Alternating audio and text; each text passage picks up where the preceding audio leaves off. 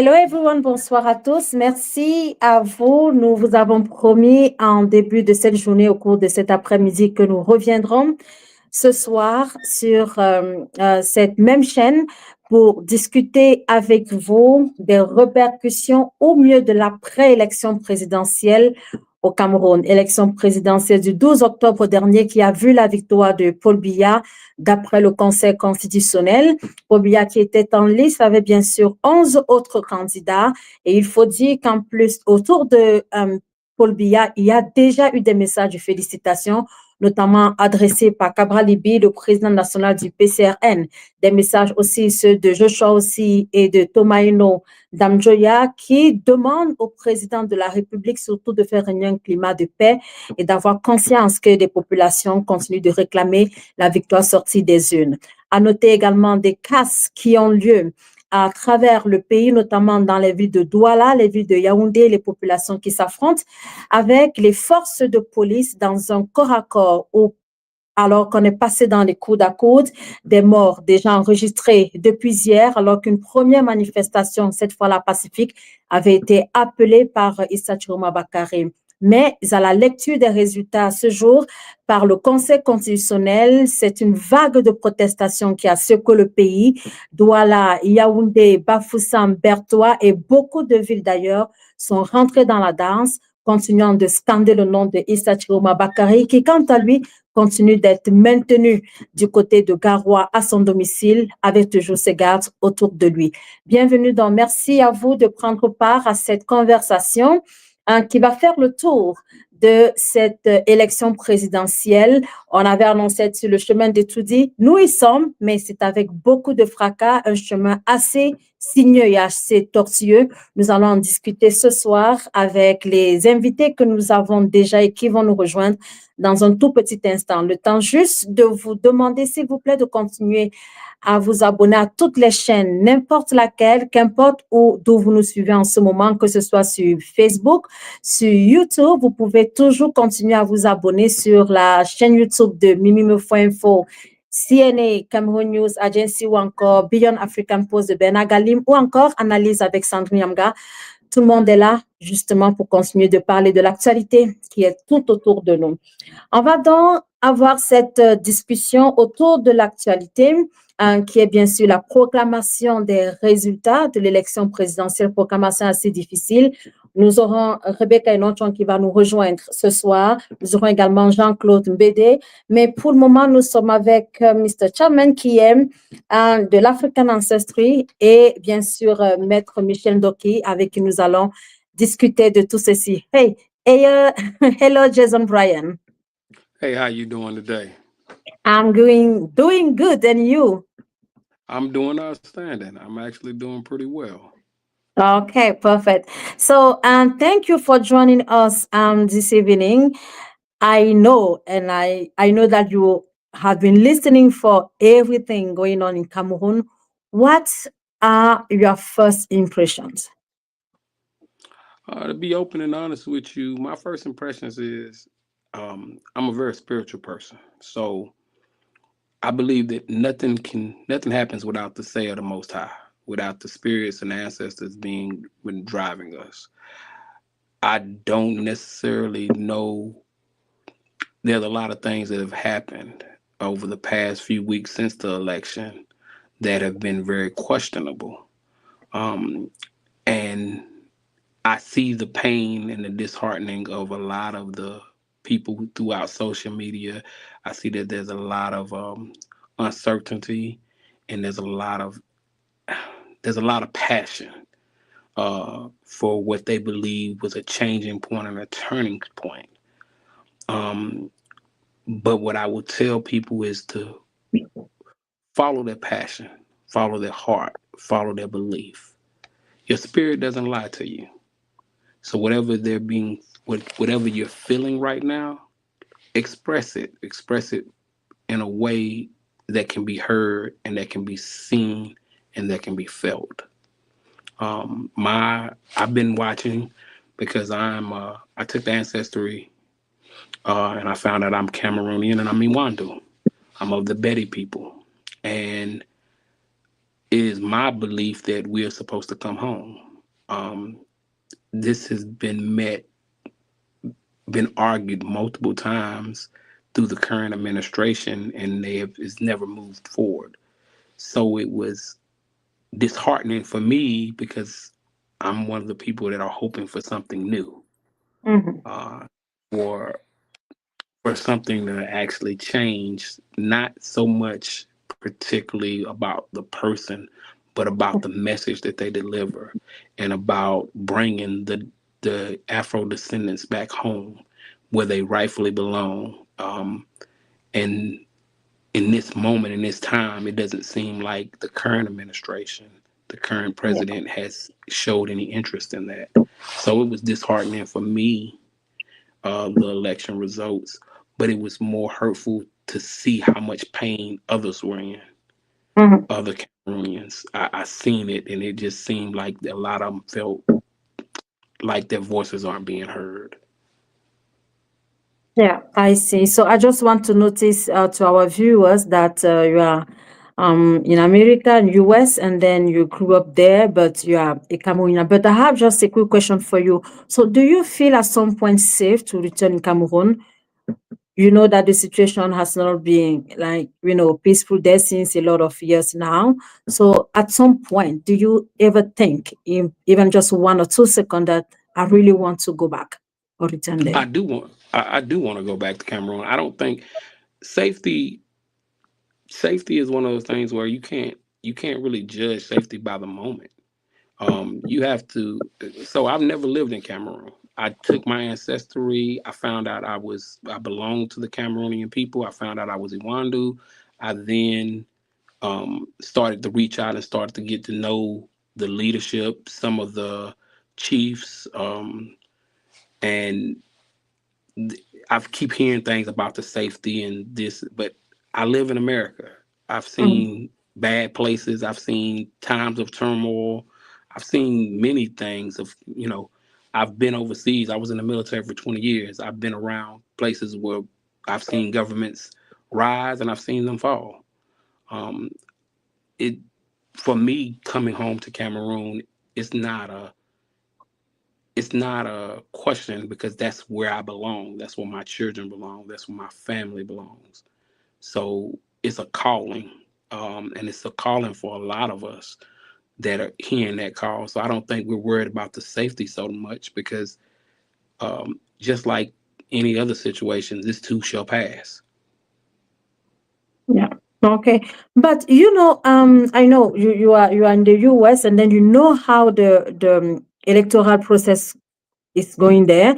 Did you all, like, maybe already had a chance to look at how the things are going in Cameroon and then the US, like around the how can we say that, like the electoral, the democracy? So do you ever think that the Cameroon is a democratic country now? Um, is it a democratic country? That is what, to ask someone, do I believe it's a democratic country? I believe that is the premises of which they base their laws on. Now the But what question makes you is, think that it I is a don't, and I think, democratic country? well, I think that you're supposed to vote. You're supposed to vote, and when you're voting, the question is it a fair democratic country? It would Yeah. be, I think, would be the more appropriate, and only the people on ground can actually speak to that. I believe that elections are held, and the question now has to come: was the election won fairly and square? Mhm. Did the people vote, and is their voice being heard, or is their voice being muted?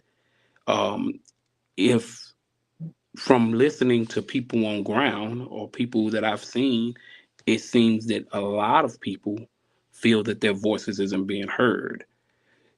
If that is the case, then that is a problem, because it goes against the natural order of what the democracy stands for. Um, but only those on ground can tell, because I'll say this: if 100 people go to vote and 30 of them vote one way and 60 of them, 70 of them vote the other way, if those 70 are the ones that were heard and their vote is truly casted and that's who is elected, then the 30 people their voice might have not been heard, so to speak. However, the majority ruled.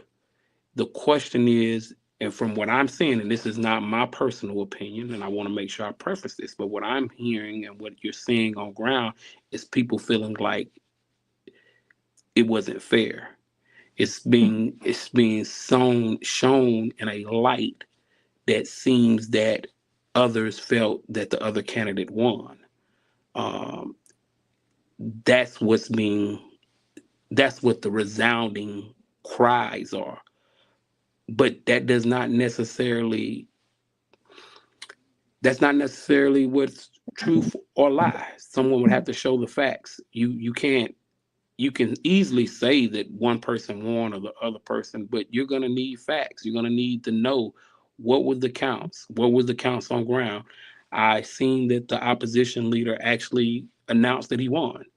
Um, I don't, again, I'm not there on ground, but why is it that he believed he won? What is the reasoning behind that? Um, is there, are there, was the election handled fairly? Was it securely? Or was it manipulated?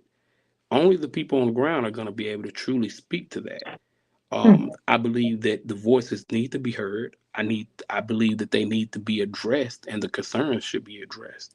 Um, but I can't say it's fair or unfair because again, me nor you are on ground. Well, we're not there. We're not counting those ballots. We're not doing that. So then it's kind of one of those things where you have to really ask yourself, well, what is it the people that really, what do they really want? Um, I'm seeing a lot of people, and I'm not going to tell you any lie. I see a lot of people that wanted the opposition to win.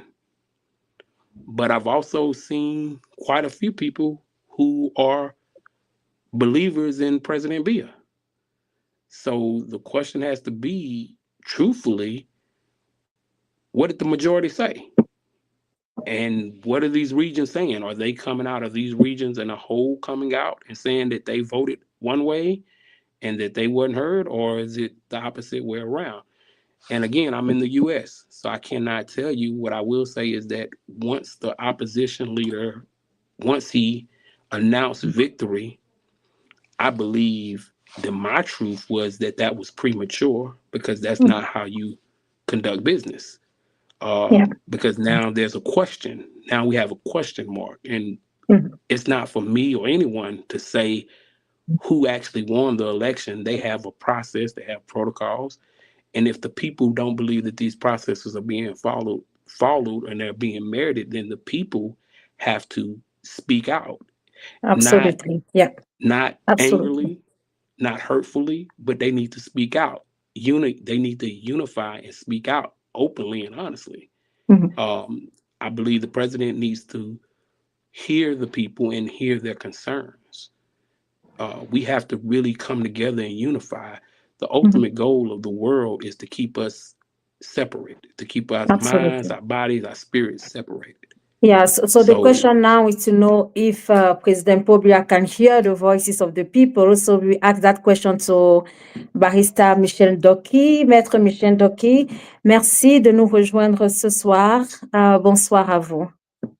Bonsoir à tous ceux qui sont en ligne et puis merci de m'inviter. Merci à vous d'être là. Je ne sais pas s'il est possible d'avoir votre caméra ou pas. Mais moi, c'est OK. Moi, je peux vous entendre. Tout va bien. Essayez, si vous pouvez la mettre en marche de votre côté. J'ai essayé, j'ai un petit problème. D'accord. OK. Est-ce que l'équipe technique est juste en arrière pourrait juste voir ce qui se passe avec Maître Michel Doki qui n'arrive pas à faire activer sa caméra? Merci. De rien, mais j'espère que je sais que c'est une journée un peu difficile aussi au Cameroun et je ne pense pas que vous avez vraiment le cœur à la joie, même si on s'attendait à ce qui s'est passé aujourd'hui au Conseil constitutionnel. C'est clair. Et pour moi, c'est d'autant plus triste que j'ai été informée que parmi les personnes qu'il fallait arrêter, il y avait moi. Et j'ai donc dû à nouveau, malheureusement, quitter le Cameroun pour éviter une arrestation. Donc, le bilan qu'on peut faire de cette élection est vraiment lourd de ce point de vue-là, parce que alors qu'une élection, c'est un moment de rencontre entre des leaders et leur peuple, c'est un moment de célébration parce que chacun est appelé à donner son avis sur quelque chose qui est d'une importance vitale pour tous les Camerounais, pour toute une communauté. On s'unit derrière une élection présidentielle. Au lieu de ça, c'est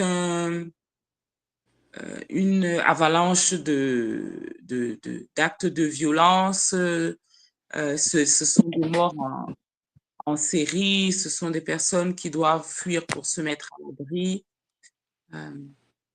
C'est vraiment le contraire de ce que l'on veut voir dans un pays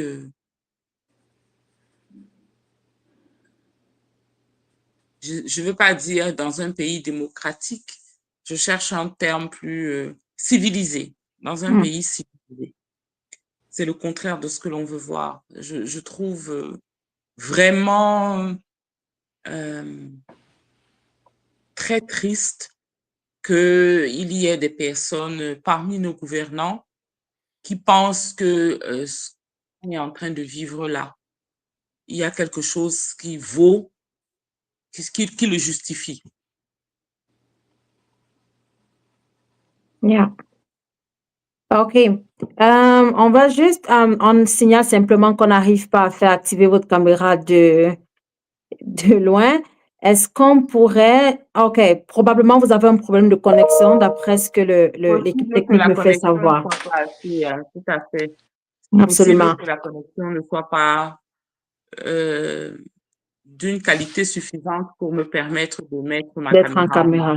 Absolument. Okay, see, so we are just apologize to everyone. So she's trying, but due to the network, she can be able to like activate the camera. So we try to continue with this conversation. So maybe she will try at the back and then come back. Brian, I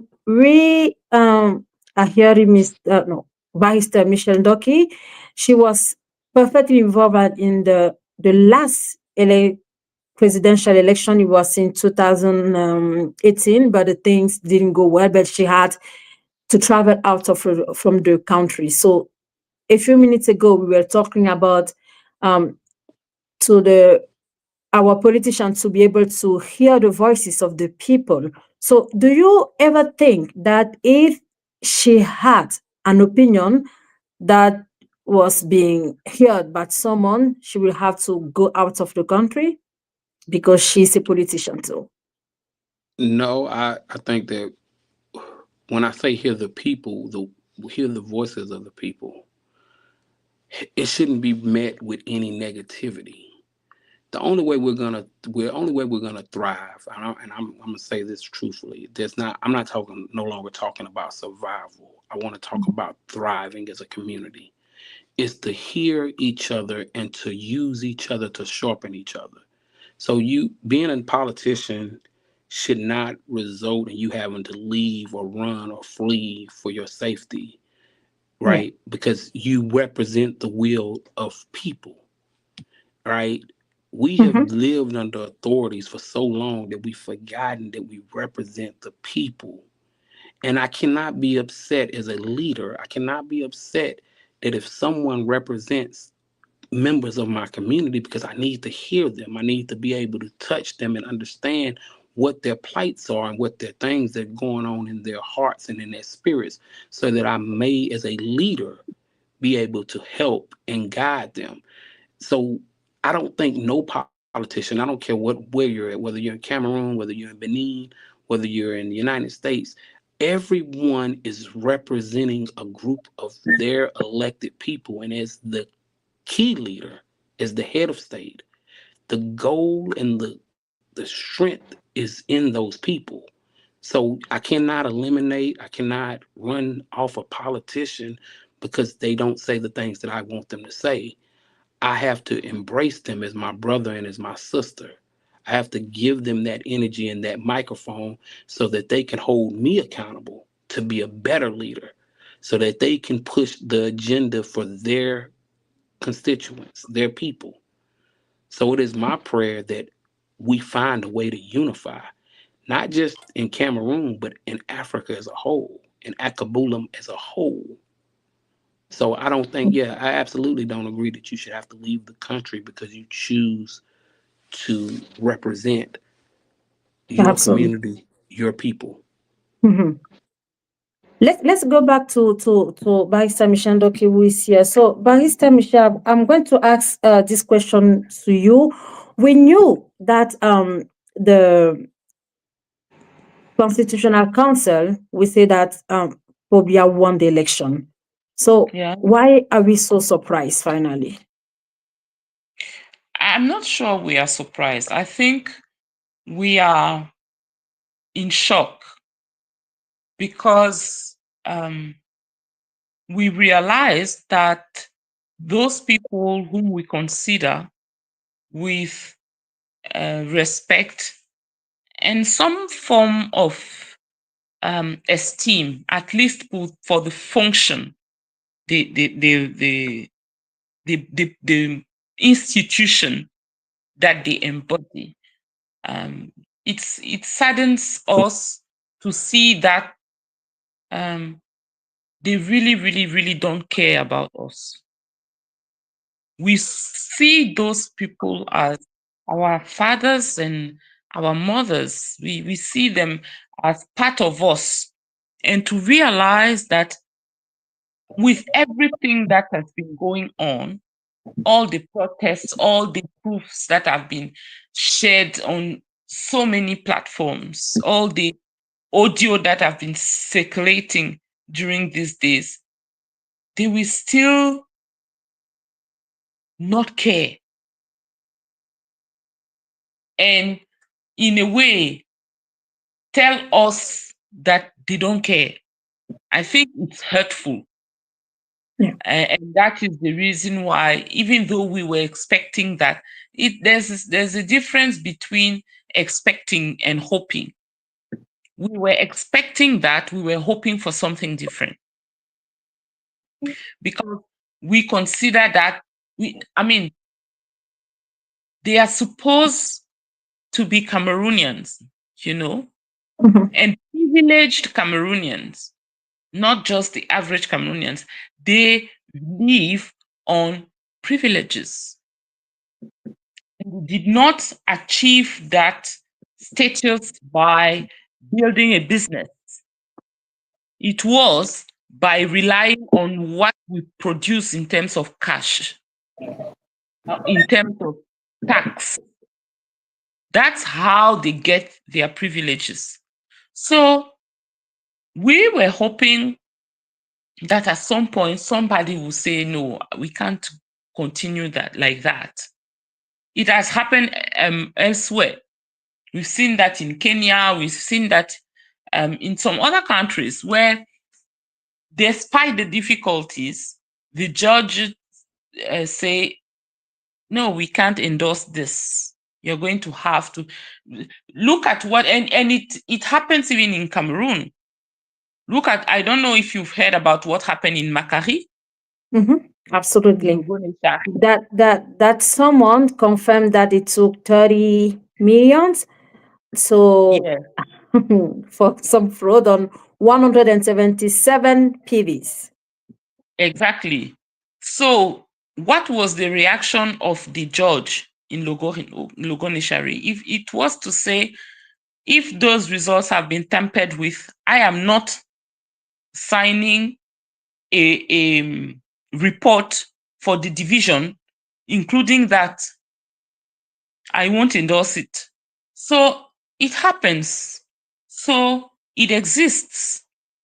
It is just that the honest and loving people that we have in Cameroon are still not in charge. We've not put them in charge. Mhm.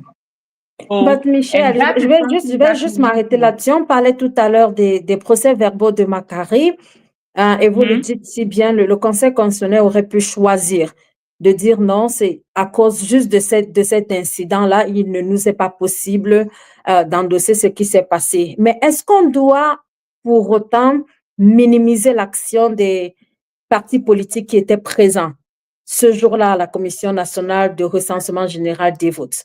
J'ai cru entendre de quelqu'un qui a pris part, il s'agit de M. Moussa Njoya, que l'UNDP et le PAL et le PURS ont demandé au président de la Commission nationale de laisser faire et donc d'inclure ce rapport des 177 PV qui ont été frauduleux. Est-ce qu'en ce moment-ci, avec la situation actuelle, il ne faut pas reconnaître l'autre responsabilité des partis politiques dits de l'opposition dans ce qui se passe? Oui, bien entendu. Et pour ce faire, je suis toujours pour le fait d'individualiser la responsabilité. Il y a une personne en particulier qui prend une posture.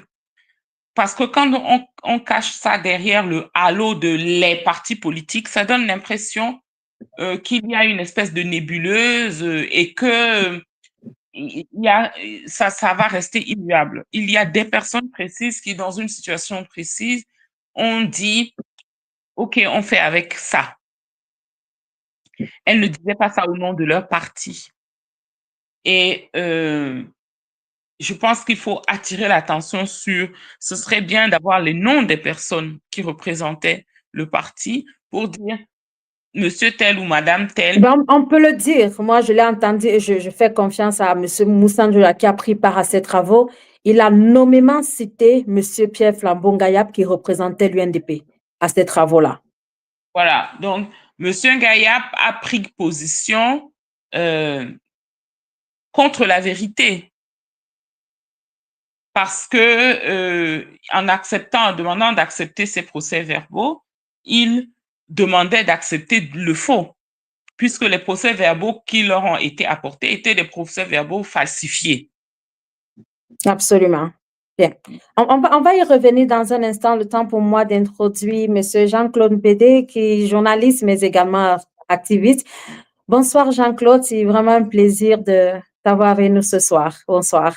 Bonsoir, Sandrine, et bonsoir, Maître Michel Ndoki, que je retrouve avec beaucoup de plaisir.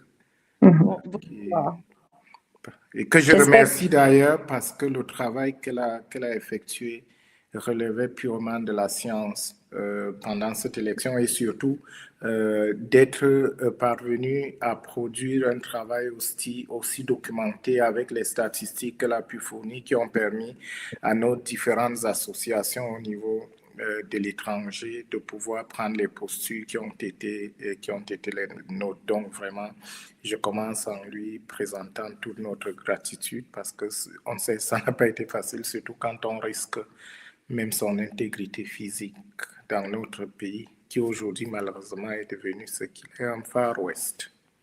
Merci. Alors, je vais commencer. Jean-Claude, j'ai juste une première question. On va essayer de la faire pendant qu'on dit vraiment merci à Jason Bryan qui était avec nous en tout début de ce programme. Thank you so much, Brian, to being up with us. We hope to maybe see you and talk to you next time on this channel. Thank you.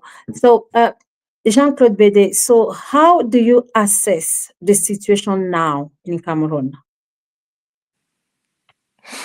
What are your first words?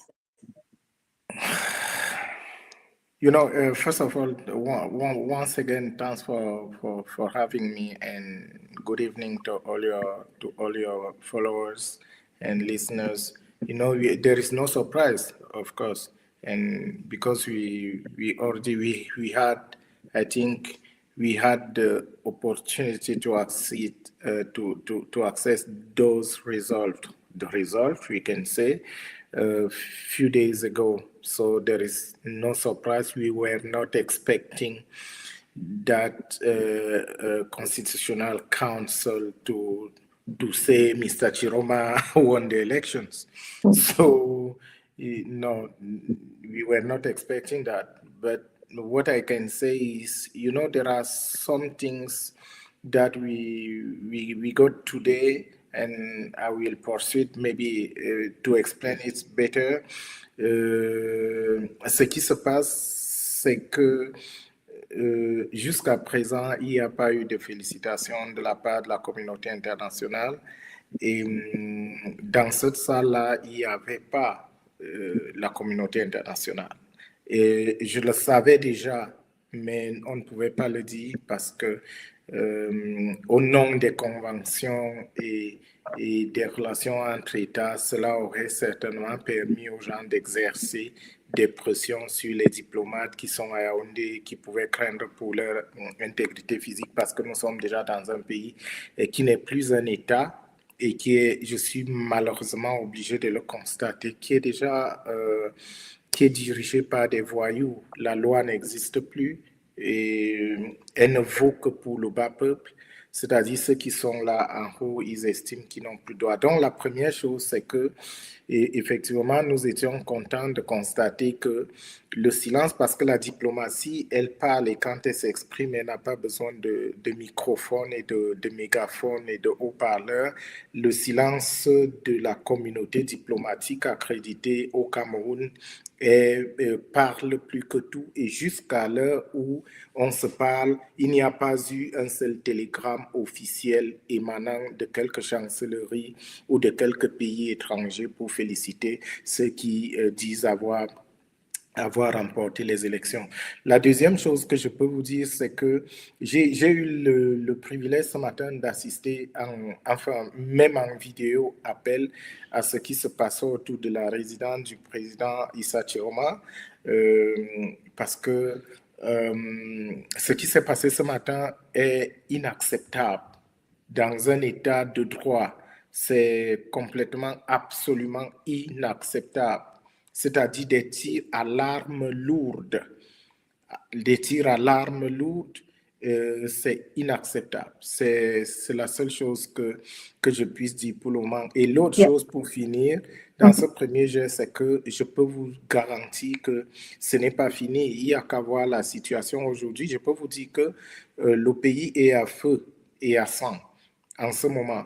Et ce qui me surprend un tout petit peu, c'est que pendant que le pays brûle, il y a des gens du RDPC qui, malgré le fait qu'ils ils ont mal gagné l'élection, ils sont en train de faire preuve d'une arrogance à nul autre pareil. Et c'est cette arrogance qui exaspère au point où on se demande comment est-ce que c'est possible. C'est-à-dire qu'on est en train de perdre même notre humanité. Il y a des morts comme des nombres. Et puis, l'autre fait, avant peut-être de m'arrêter, c'est les sorties des partis politiques parce que là, maintenant... Je souhaite qu'on y revienne dans un instant sur les sorties de ces partis politiques-là. Je vais juste demander à Michel Doki, on parlait tout à l'heure des représentations internationales. So, Michel, do you really think that the Bias regime or president or whatever they care about having felicity or congratulation from France, Iran, or like any others? Doesn't matter for them to have that. Yes, I think it is important because, especially with this economic situation we are in, our governing leaders need to borrow money. There's no saying in the economy that things are going to improve. So they need the money to continue to run the state. There's money needed to pay for all the civil servants, to pay for the fuel, to pay for the trips, etc., etc. And economically, Cameroon is in a very bad situation. So they will need the loans from other countries or from international entities. And one of the criteria to even consider granting the loan is what is the status of the rule of law in your country? Is it a country where when somebody issues a petition and says the judge, that person can hope that at some point he will get a decision, whether it's favorable or not. What is the state of the law and the things that revisions of all the laws and things like that. So if you are not a country that is considered up to standards when it comes to governance, you will not get the loan, because they consider that below a certain point, it is too risky to lend the money. And political stability is another thing. So the international community will look into that seriously, because if there's a big problem in Cameroon, at some point it means there's a big problem in Central African Republic, and there's a big problem in Chad. Okay. So the communities will be looking into it because of that. The second the reason is, if we have civil unrest all over the country, then people will flee the country, which means in Nigeria, in Chad, in Central African Republic, in Gabon, Congo, and Equatorial Guinea, they will receive masses of people that they cannot accommodate.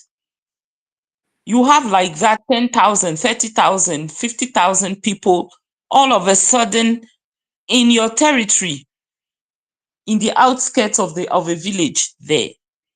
But you don't have the means to help them build houses and having a system to run water, and if they have every human, where do they cook and things like that? So it becomes an issue. And that is the reason why neighboring country would want to step in. That's what happened. ECOWAS is more efficient than CEMAC or the bigger one. Like this. Yeah. Yeah. So the thing is, that is the reason why you will see ECOWAS intervening to say, oh, you guys need to control your guys and resolve that conflict, because there's a direct impact on them if the country becomes unsafe for most of the citizens. So yes, because of that they care, but it's only because of that, in my view. Jean-Claude, je sais qu'on va évoquer absolument la réaction des partis politiques, mais quel est votre sentiment lorsqu'aujourd'hui, hier déjà, avant la proclamation des résultats, il y a eu cet appel à la manifestation pacifique réclamée par Issa Chiroma Bakary, alors que de l'autre côté, on avait des partisans du RDPC qui ont plutôt lancé des appels à la paix et à la prière et au dialogue, à l'apaisement aussi. Mais sauf qu'on a vu des jeunes être dans la rue. Et hier déjà, il y avait 4 morts qui ont été enregistrés. Issa Chiroma Bakary parle de 7 et il y en a un peu plus aujourd'hui. Comment est-ce que vous percevez la réaction des jeunes avant et après la proclamation de ces résultats? Mais on est dans le remake de ce qu'on a, et d'ailleurs tout était prévisible. On est dans le rouleau complet de ce qui a commencé depuis, mon Dieu, Sandrine, je devrais venir à vos émissions quand je ne suis pas fatiguée. Parce que je vous assure, donc, alors ce qu'on va faire, je crois, ce qui se passe là maintenant, il y a du côté des deux côtés d'ailleurs. Côté RDPC, c'est la même arrogance qui les a caractérisés depuis toujours, depuis le lancement du processus. Ils sont les plus forts, ils sont sûrs de leur fait, alors que de l'autre côté, les jeunes là, il était très difficile de les arrêter non plus, ceux qui sont sortis. Il était très difficile de leur demander de ne pas sortir. Et je crois d'ailleurs qu'ils sont sortis avant même le mot d'ordre du président Issa Chiroma. Ils étaient déjà sortis parce que ce n'est pas le président Chiroma qui leur avait demandé de sortir quand il fallait aller sauver le vote, leur vote à Tchang. Ce qui avait quand même permis au tribunal de grande instance, je crois, de la Ménois, c'est comme ça que ça s'appelle, le département, je crois, Yeah, absolument. de respecter plus ou moins le vote des Camerounais de ce côté-là. Donc, il va d'ailleurs falloir s'attendre à ce qu'il y ait beaucoup plus. Et d'ailleurs, au moment où on se parle, il y a des événements graves. On m'a dit qu'il y a une société brassicole qui est en feu. Il y a, À Douala, il y a une maison de parti, des stations-service qui ont été incendiées à Douala également. Beaucoup de dégâts, alors que le président Chiroma n'a pas donné de mot d'ordre par rapport à ça. Non, mais justement sur la question, juste pour vous relancer, qu'est-ce que vous pensez du vocabulaire utilisé par j'allais dire les administrateurs et puis le RDPC? Hier, le gouverneur de la région du littoral a fait une sortie dans laquelle il a qualifié les manifestants, il a dit que ces personnes étaient sous stupéfiants. Après l'élection, aujourd'hui, la proclamation des résultats, il y a eu cette note du président Biya qui a parlé de ces morts inutiles, de ces personnes qui sont mortes de façon inutile. Comment est-ce qu'on peut qualifier le vocabulaire de ces deux personnes qui sont quand même j'allais dire, l'un président de la République, l'autre gouverneur de région? Comment est-ce qu'on peut qualifier ce vocabulaire-là dans un temps de tension comme celui-ci? C'est un vocabulaire complètement arrogant et belliqueux. Vous savez, on a dit que... et puis, c'est un vocabulaire qui relève purement de la propagande du régime. Quand on veut tuer son chien, on l'accuse de rage. Vous savez qu'on nous a dit qu'on a retrouvé des armes au domicile de M. Anissé Kané et qu'on en a retrouvé chez M. Kamchameni aussi. Et que Maître Michel Joki, qui est là, a déjà été victime de tirs en 2018. Absolument, oui. Donc, c'est un langage auquel on est déjà un tout petit peu habitué de la part de ces gens, sauf que ce n'est pas un langage qui fait rire, mon Dieu. Ce que je voulais dire est complètement parti. Est complètement parti. J'espère que ça me revienne. D'ici là, ça fait des jours et des nuits que nous sommes là, que nous devons monitorer, surtout quand il y a de la mobilisation. Non, j'imagine et on le comprend. Rassurez-vous, on ne va pas prendre toute la soirée. Du présent. Je vais juste prendre une question, donner une question à Michel et je reviens à vous très rapidement. So, Michel, I just have one question for you. Now, what can be the next step?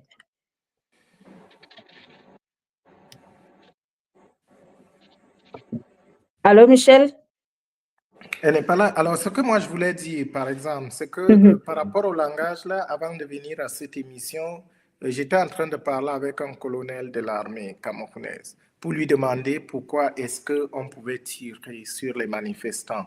Et pendant qu'il me disait, ben voilà, non, ils ont brûlé, ils brûlent, ils cassent, justement, il a parlé des stupéfiants. Je leur ai dit, mais vous avez suivi les gilets jaunes en France? Ils n'ont pas cassé quoi? Ils n'ont pas brûlé quoi? Ils n'ont pas dévasté quoi? Est-ce que vous avez vu les émeutes en France l'année dernière lorsqu'il y a eu le meurtre d'un adolescent d'origine étrangère? Les gens n'ont pas cassé quoi? Mais ils n'ont pas brûlé quoi? La France était à sac. Mais cela n'a pas empêché que voilà, l'armée et les forces de l'ordre jouent leur rôle. Il n'y a pas eu des morts parce que s'il fallait tirer sur les gens en France pendant les manifestations que je viens d'évoquer, je suis sûr qu'on aurait eu des milliers et des milliers et des milliers de morts. Donc, je lui ai demandé, mais qu'est-ce que ces jeunes ont brûlé qu'on ne peut pas reconstruire? Qu'est-ce qui vaut la vie d'un être humain?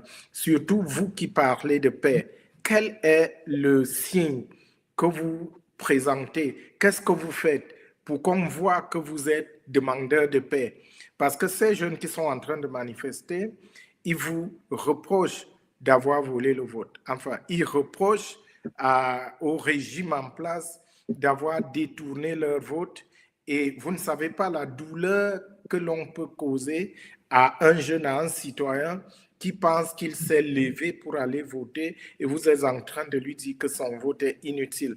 Donc, parce que c'est pour ça que je dis que ceux qui pensent que ces manifestations vont s'arrêter, on a plutôt l'impression qu'elles sont en train de commencer. Et si, justement, les éléments de langage dont vous parlez, si le langage que vous avez évoqué tout à l'heure continue d'être utilisé, je crois que je vais rester très pessimiste par rapport à l'avenir de notre pays. La seule chose qui peut nous tirer d'affaire, nous faire sortir de cette situation, et c'est étonnant, parce qu'on se sera attendu à ce qu'il y ait quand même une sorte de profil bas de la part des gens du RDPC et du régime, mais on a vu les vidéos qui circulent des ministres qui font ouvrir des champagnes pendant que le sang des Camerounais coule. Et il faut donc voir que, voilà, ils n'ont aucune intention.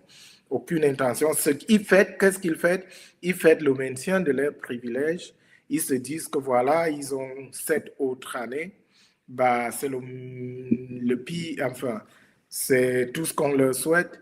Ils ont cette autre année pour leurs privilèges alors que le pays est en train de brûler et qu'ils ne sont pas élus, ils sont en train de le montrer. Ils ne sont pas élus pour adresser les problèmes qui poussent les jeunes Camerounais à manifester aussi avec véhémence leur colère et leur ressentiment, malheureusement. Yeah. So, je ne sais pas si Michel est de retour avec nous. Michel, est-ce que tu es là? Can you hear me? Décidément pas, je pense. Michel a un problème de connexion depuis son arrivée ici. So I will ask my next question. Just excuse me, Jean-Claude, in English. No It will be a problem. simple question. So what do you think can be the next step? Both for the Bias regime and for Issa Chioma Bakari. What do you think should be the next step?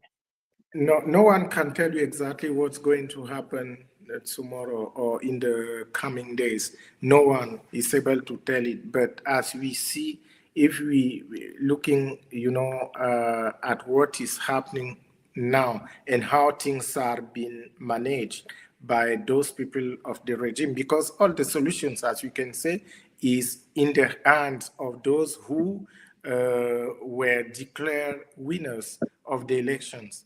All solutions are into their hands. Unfortunately, we don't see, there is no signal that those people, they want to solve the problems because they are dancing, they are, celebrating like there is nothing going on in the country. For them, they won the election and everything. Life should, as someone said, the show must go on. Show must go on.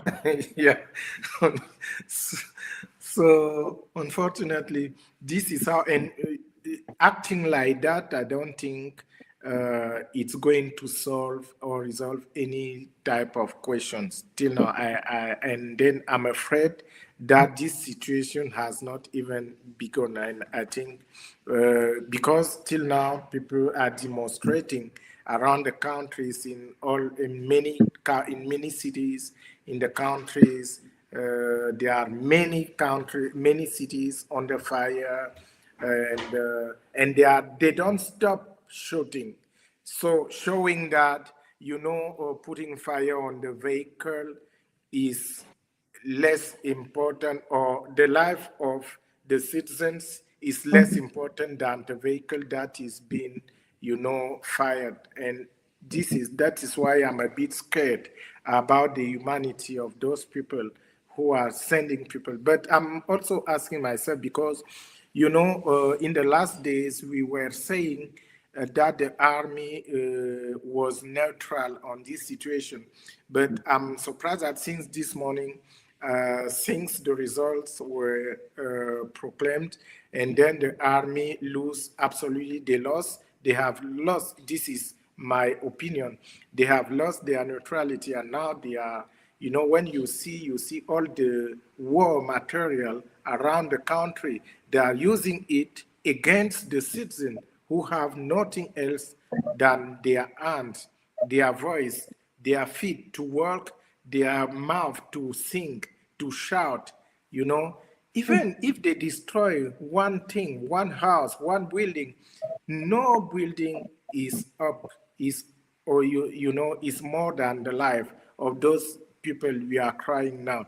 And as I said, unfortunately, we don't see any signal from the regime that is any signal to see that shows that things are going to change, or even they regret to all those people who are dying, and how the situation is going. The only thing they do now, they are celebrating. They celebrate while Rome is under fire, unfortunately. So you were talking about the CPDM celebrating, drinking, saying we are happy that we won, something like that. But now let us go back on those congratulations from political parties. I took my time and I read Tumaino Damjoya's Cabral Ibis and Celestin Bizigi, Serge Espoir Matomba. And I was, for the example of the PCN, for example, just shocked that no one couldn't talk about the situation now.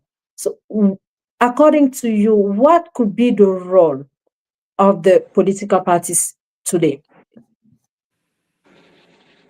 According to me, I'm sorry, I was receiving message for a very important source from someone at the presidency of the Republic who said Ferdinand Gongo vient de donner instruction à l'armée d'abattre Chiroma.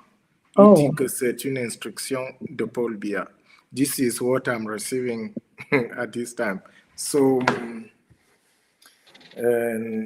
it's exactly what we were saying. Those people we don't understand. Do you know there is no way? Instead of this kind of message, I think what we should read is Président Paul Biya a demandé à envoyer des émissaires pour essayer de rencontrer Issa Chiroma. There is no dialogue for those people. They don't care about the lives of people. They don't even ask themselves, is it the way to manage this kind of crisis?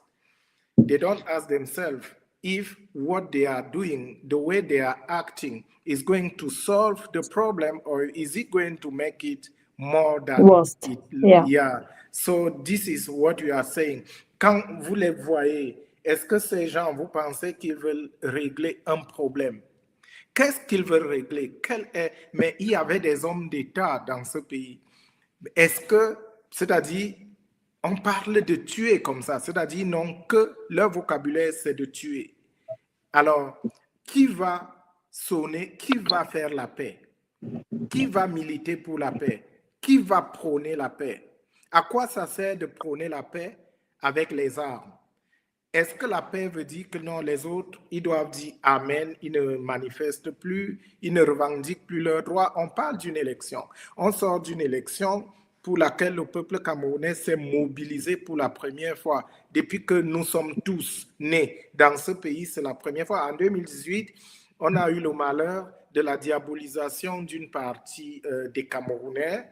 On a dit que voilà, et on les a ligués contre tous les autres Camerounais. Bon, ils ont voulu le faire cette année, ça n'a pas marché. Ils ont écarté Maurice Kamto, ils ont écarté toutes les personnes qui pouvaient comporter le danger dans le camp du RDPC. Et là, ils n'ont pas attendu Issa Chiroma. Donc, la seule chose, depuis que ces gens ils parlent avec Issa Chiroma, c'est simplement de le tuer, de l'abattre, de l'arrêter. Parce que déjà, n'oublions pas qu'on a essayé de l'arrêter au soir même du 12 octobre. Il a été, depuis là, protégé par le bouclier humain qui est autour de sa maison. Est-ce que c'est de cette façon que nous allons sortir de cette crise, Sandrine? Est-ce que c'est en écoutant le type de choses? Parce que je me suis permis de lire le message parce que je vois que c'est une source très crédible. Et parce que toutes les informations que j'ai partagées depuis que nous échangeons émanent de ces sources-là.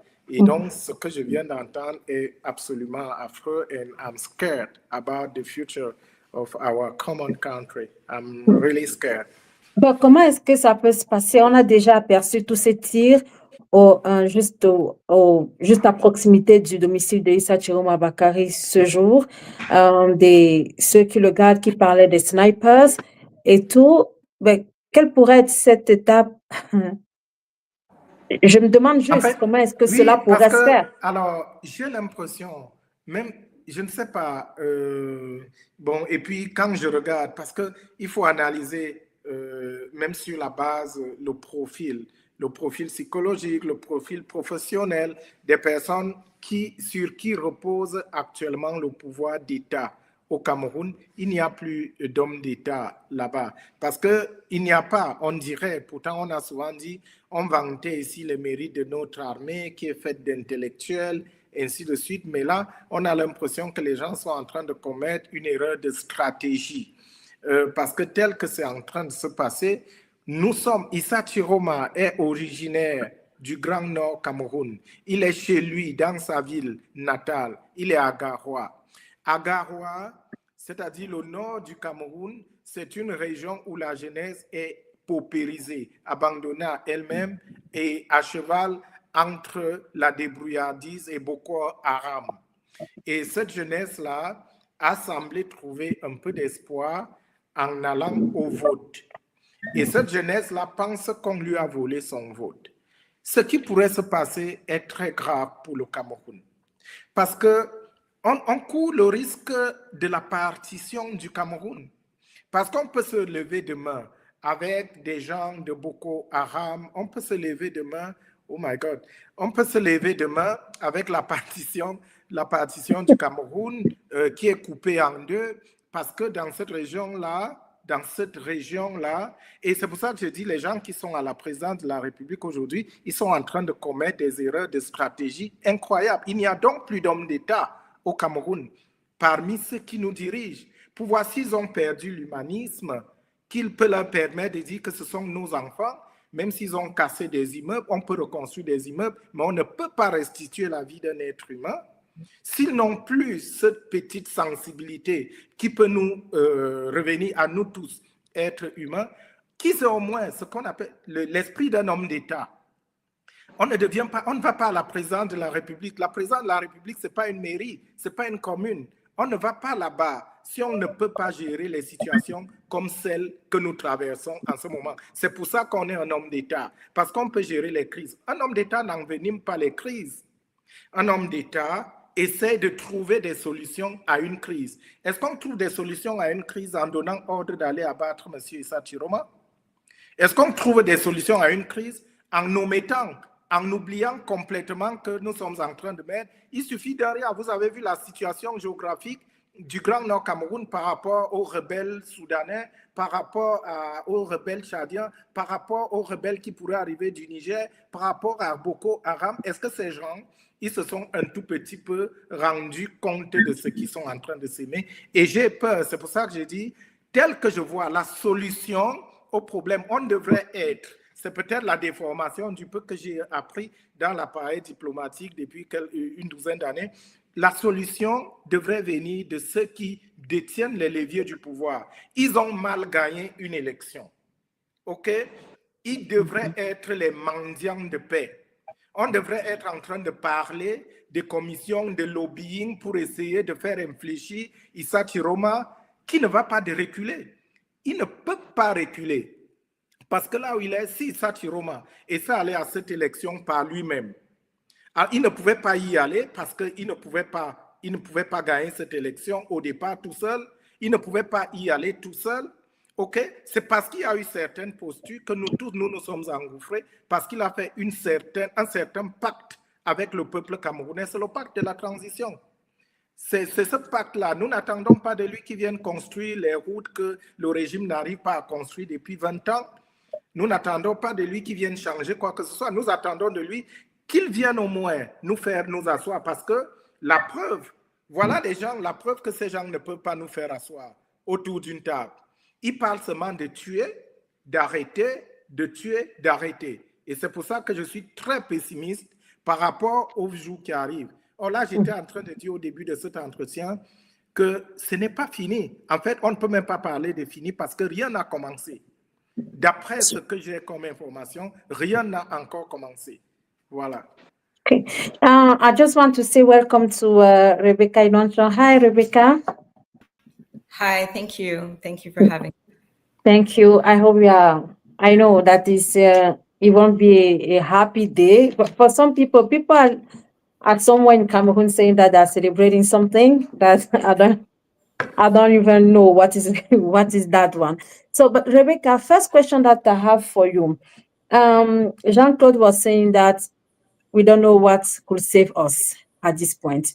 But I heard also some people saying that maybe the militaries can help. Do you think that we can reach that point? Can we believe? First of all, I wanted to thank you for having me on tonight, and also to say that, rest in peace to those who lost their lives in the last couple of days. And I vow to make sure that their lives aren't gone for nothing. And so I vow to make sure that they did not die for nothing. I think that we can't wait for others to solve our problems. What happened yesterday and today, despite the loss of life, was Cameroon standing up. And the images of Cameroon standing up have gone around the world. This is critical because we haven't seen that. We haven't seen it. We've had so many things. We have not seen those images of Cameroonians fighting for their destiny.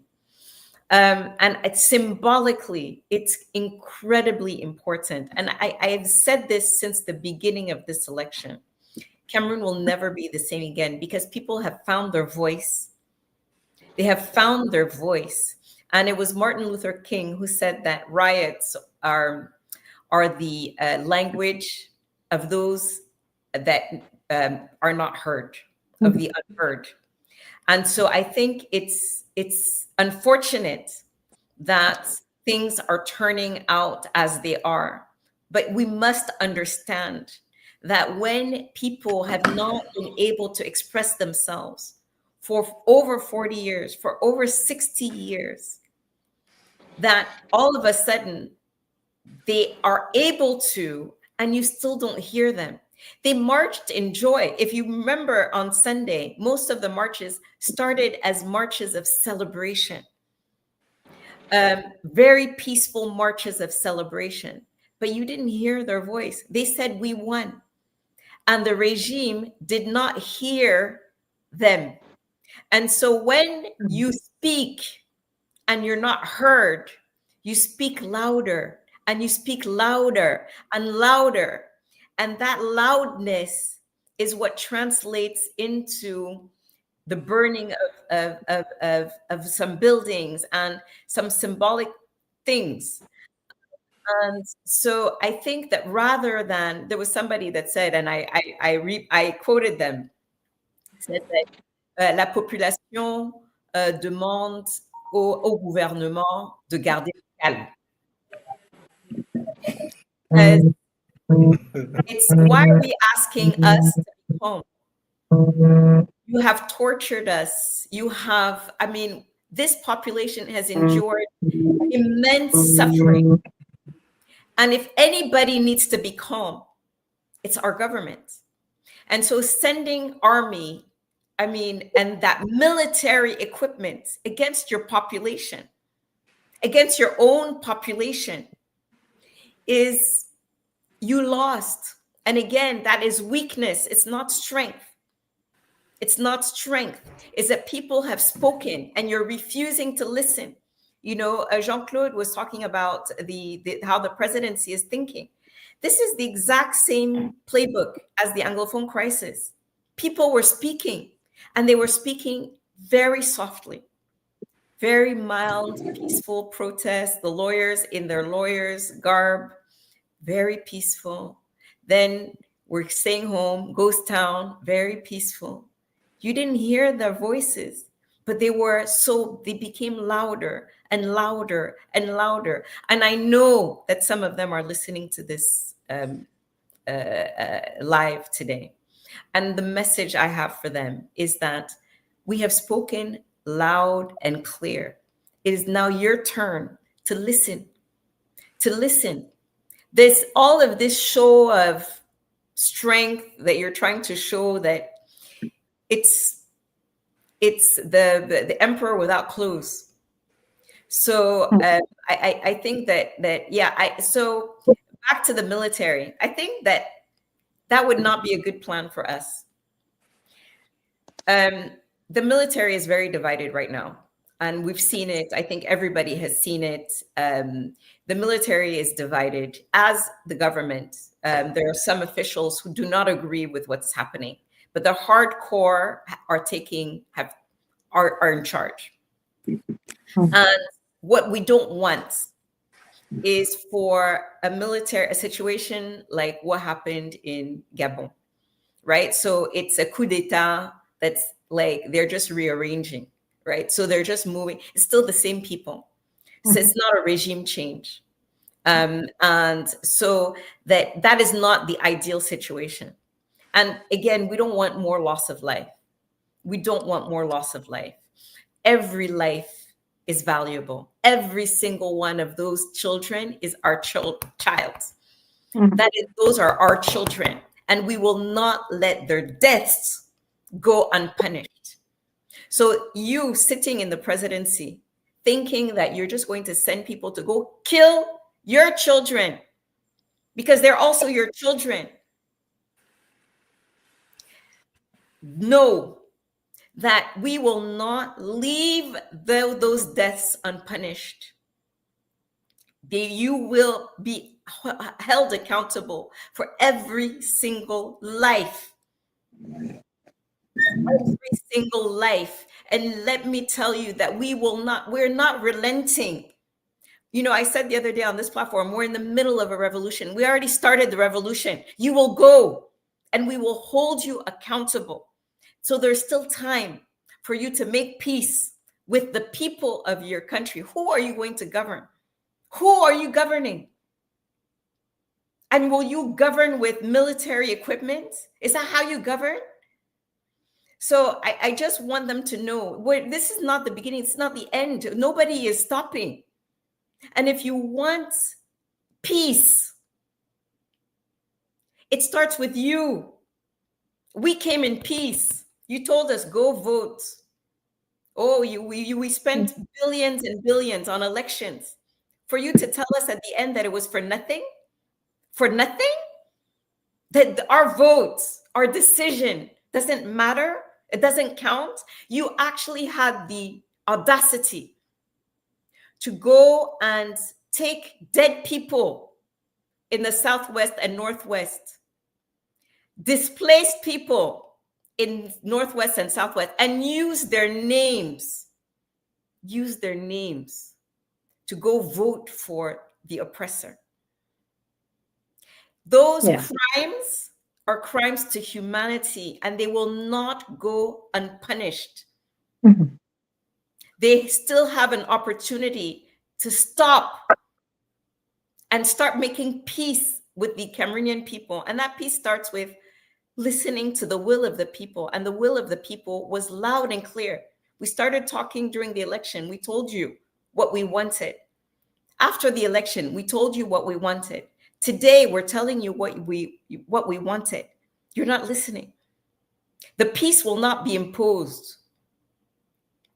OK. Alors, Rebecca, je vais juste me tourner vers Jean-Claude. Alors, Rebecca ne pense pas à cette hypothèse des militaires parce qu'elle affirme que c'est clairement divisé de ce côté-là. Vous parliez tout à l'heure de la communauté internationale.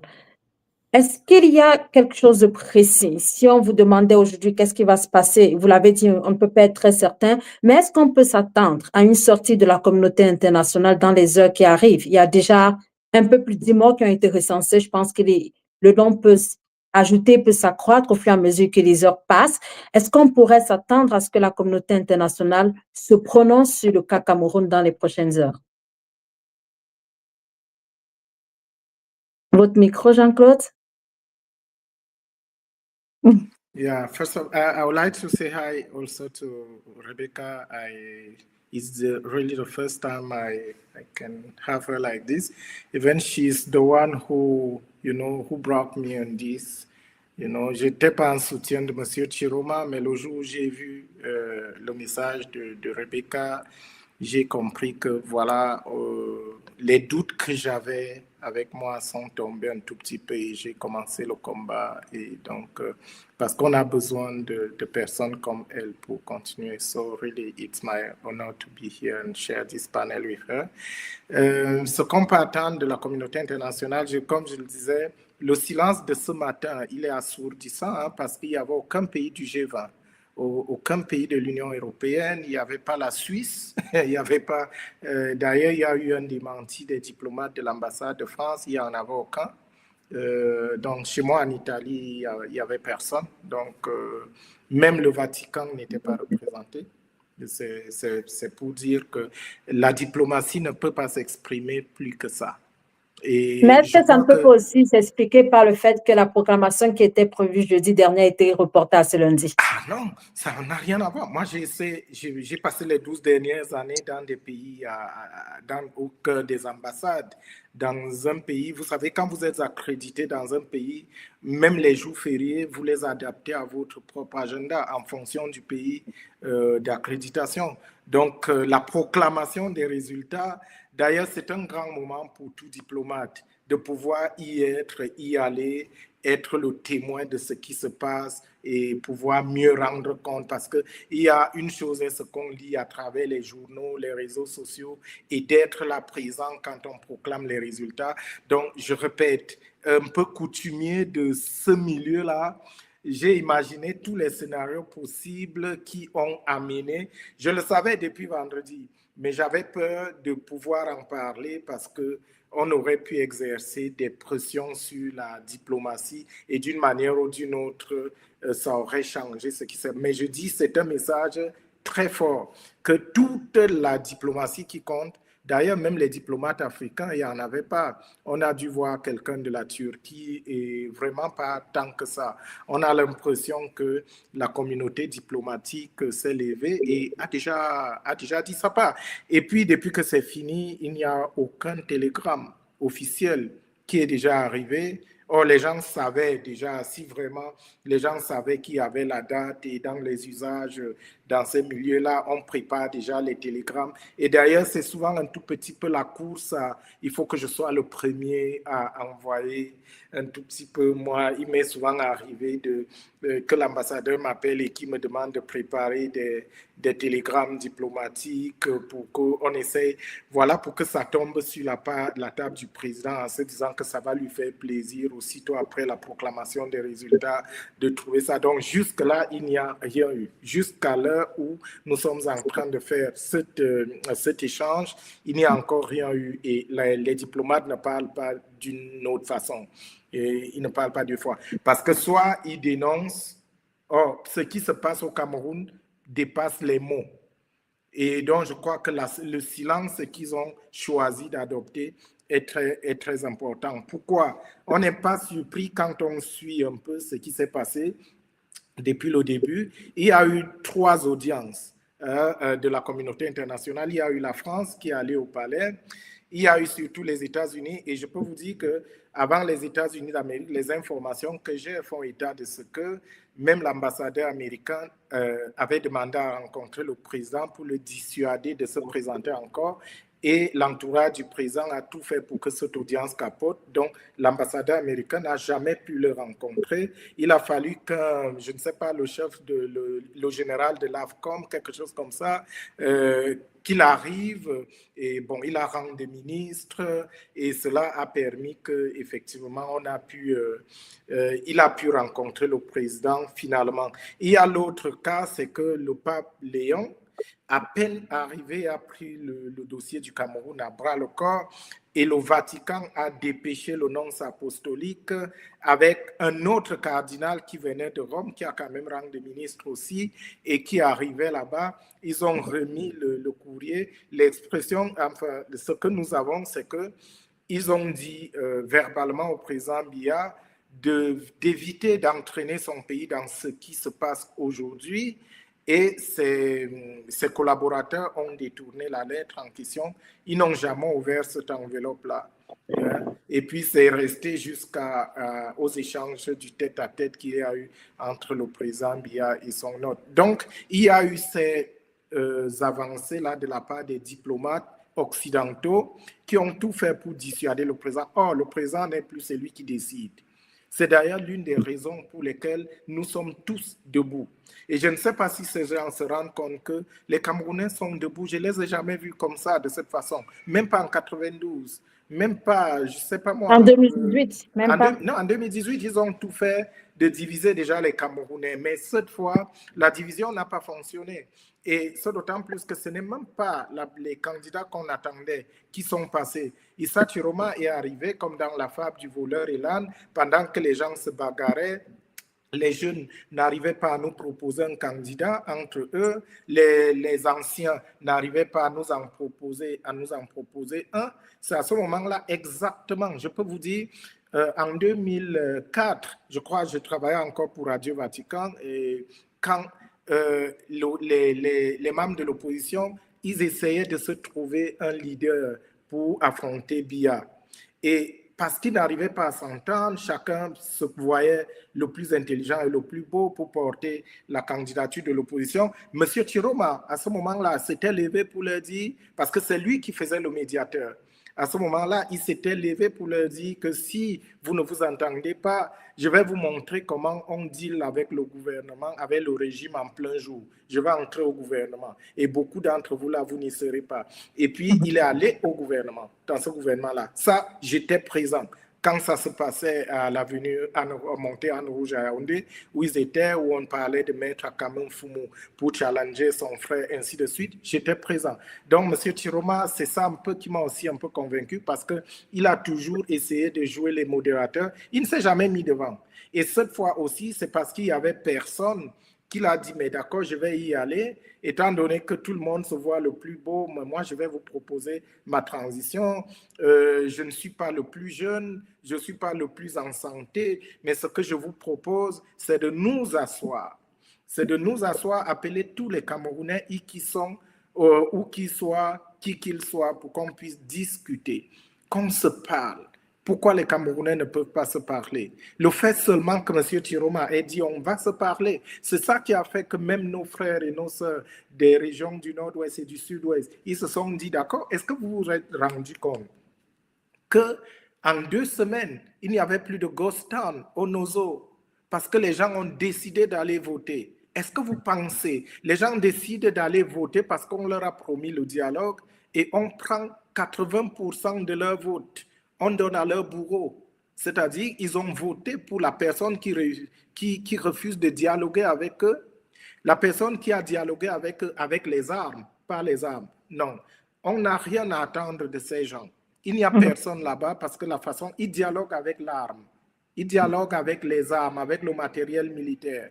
Yeah. Ils dialoguent avec les canons. On a vu les chars à canon dans toutes les villes. Les villes sont militarisées. On ne dialogue pas avec ça. On se serait attendu à ce que ce soir, dans ces conditions, en matière de gestion de crise, on se serait attendu à ce que le président, donc élu, qui fasse un message, même radio-télévisé ce soir, pour dire d'accord, vous êtes fâchés et tout, venez, on parle. Je vous ai compris, asseyons-nous, et puis voilà, allons de l'avant. Mais non, ils sont en train d'utiliser les armes, en train de tuer, et c'est ça. Tant que le régime ne va pas baisser d'un cran ou deux, je crois que ça ne va pas calmer les choses. Yeah, mais absolument. on a aussi peur que ce régime-là, je finis là, ce régime-là d'agir quand il est trop tard. Et j'ai peur que quand ils auront envie de dialoguer, que ce soit un moment où ils n'auront plus le contrôle de la situation. So, Rebecca, I don't know if Michelle came back. So, if Michelle is here, please let me know. Rebecca, so do you think that at this point we need to be scared of everything? So, before you came in, Jean-Claude was saying that he received a text saying that Mr. Ngongo asked that Mr. Chuma should be killed.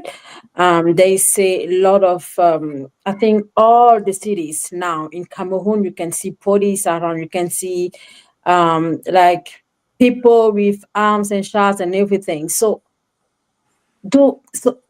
I don't know how to word it, but at which point do you think that the system should be scared about the situation? Let me, before I answer that, let me go back to something that Jean-Claude was saying about the international community. We don't want them to intervene. That's not what we're asking. But we want them to tell Biya that nobody likes him, that he lost the election and he has to go on our behalf. Why? Because Biya listens to them. He doesn't listen to us, but he does listen to this international community. And I know that I was told that the act of them not showing up today was very deliberate. I learned of it. I think I got a call very early on Saturday morning that they had, the diplomats had passed the word to each other that nobody would show up. Nobody would show up to the farce that was the Constitutional Council. So I just wanted to add that to what Jean-Claude was saying, that it's not just a coincidence that they didn't show up.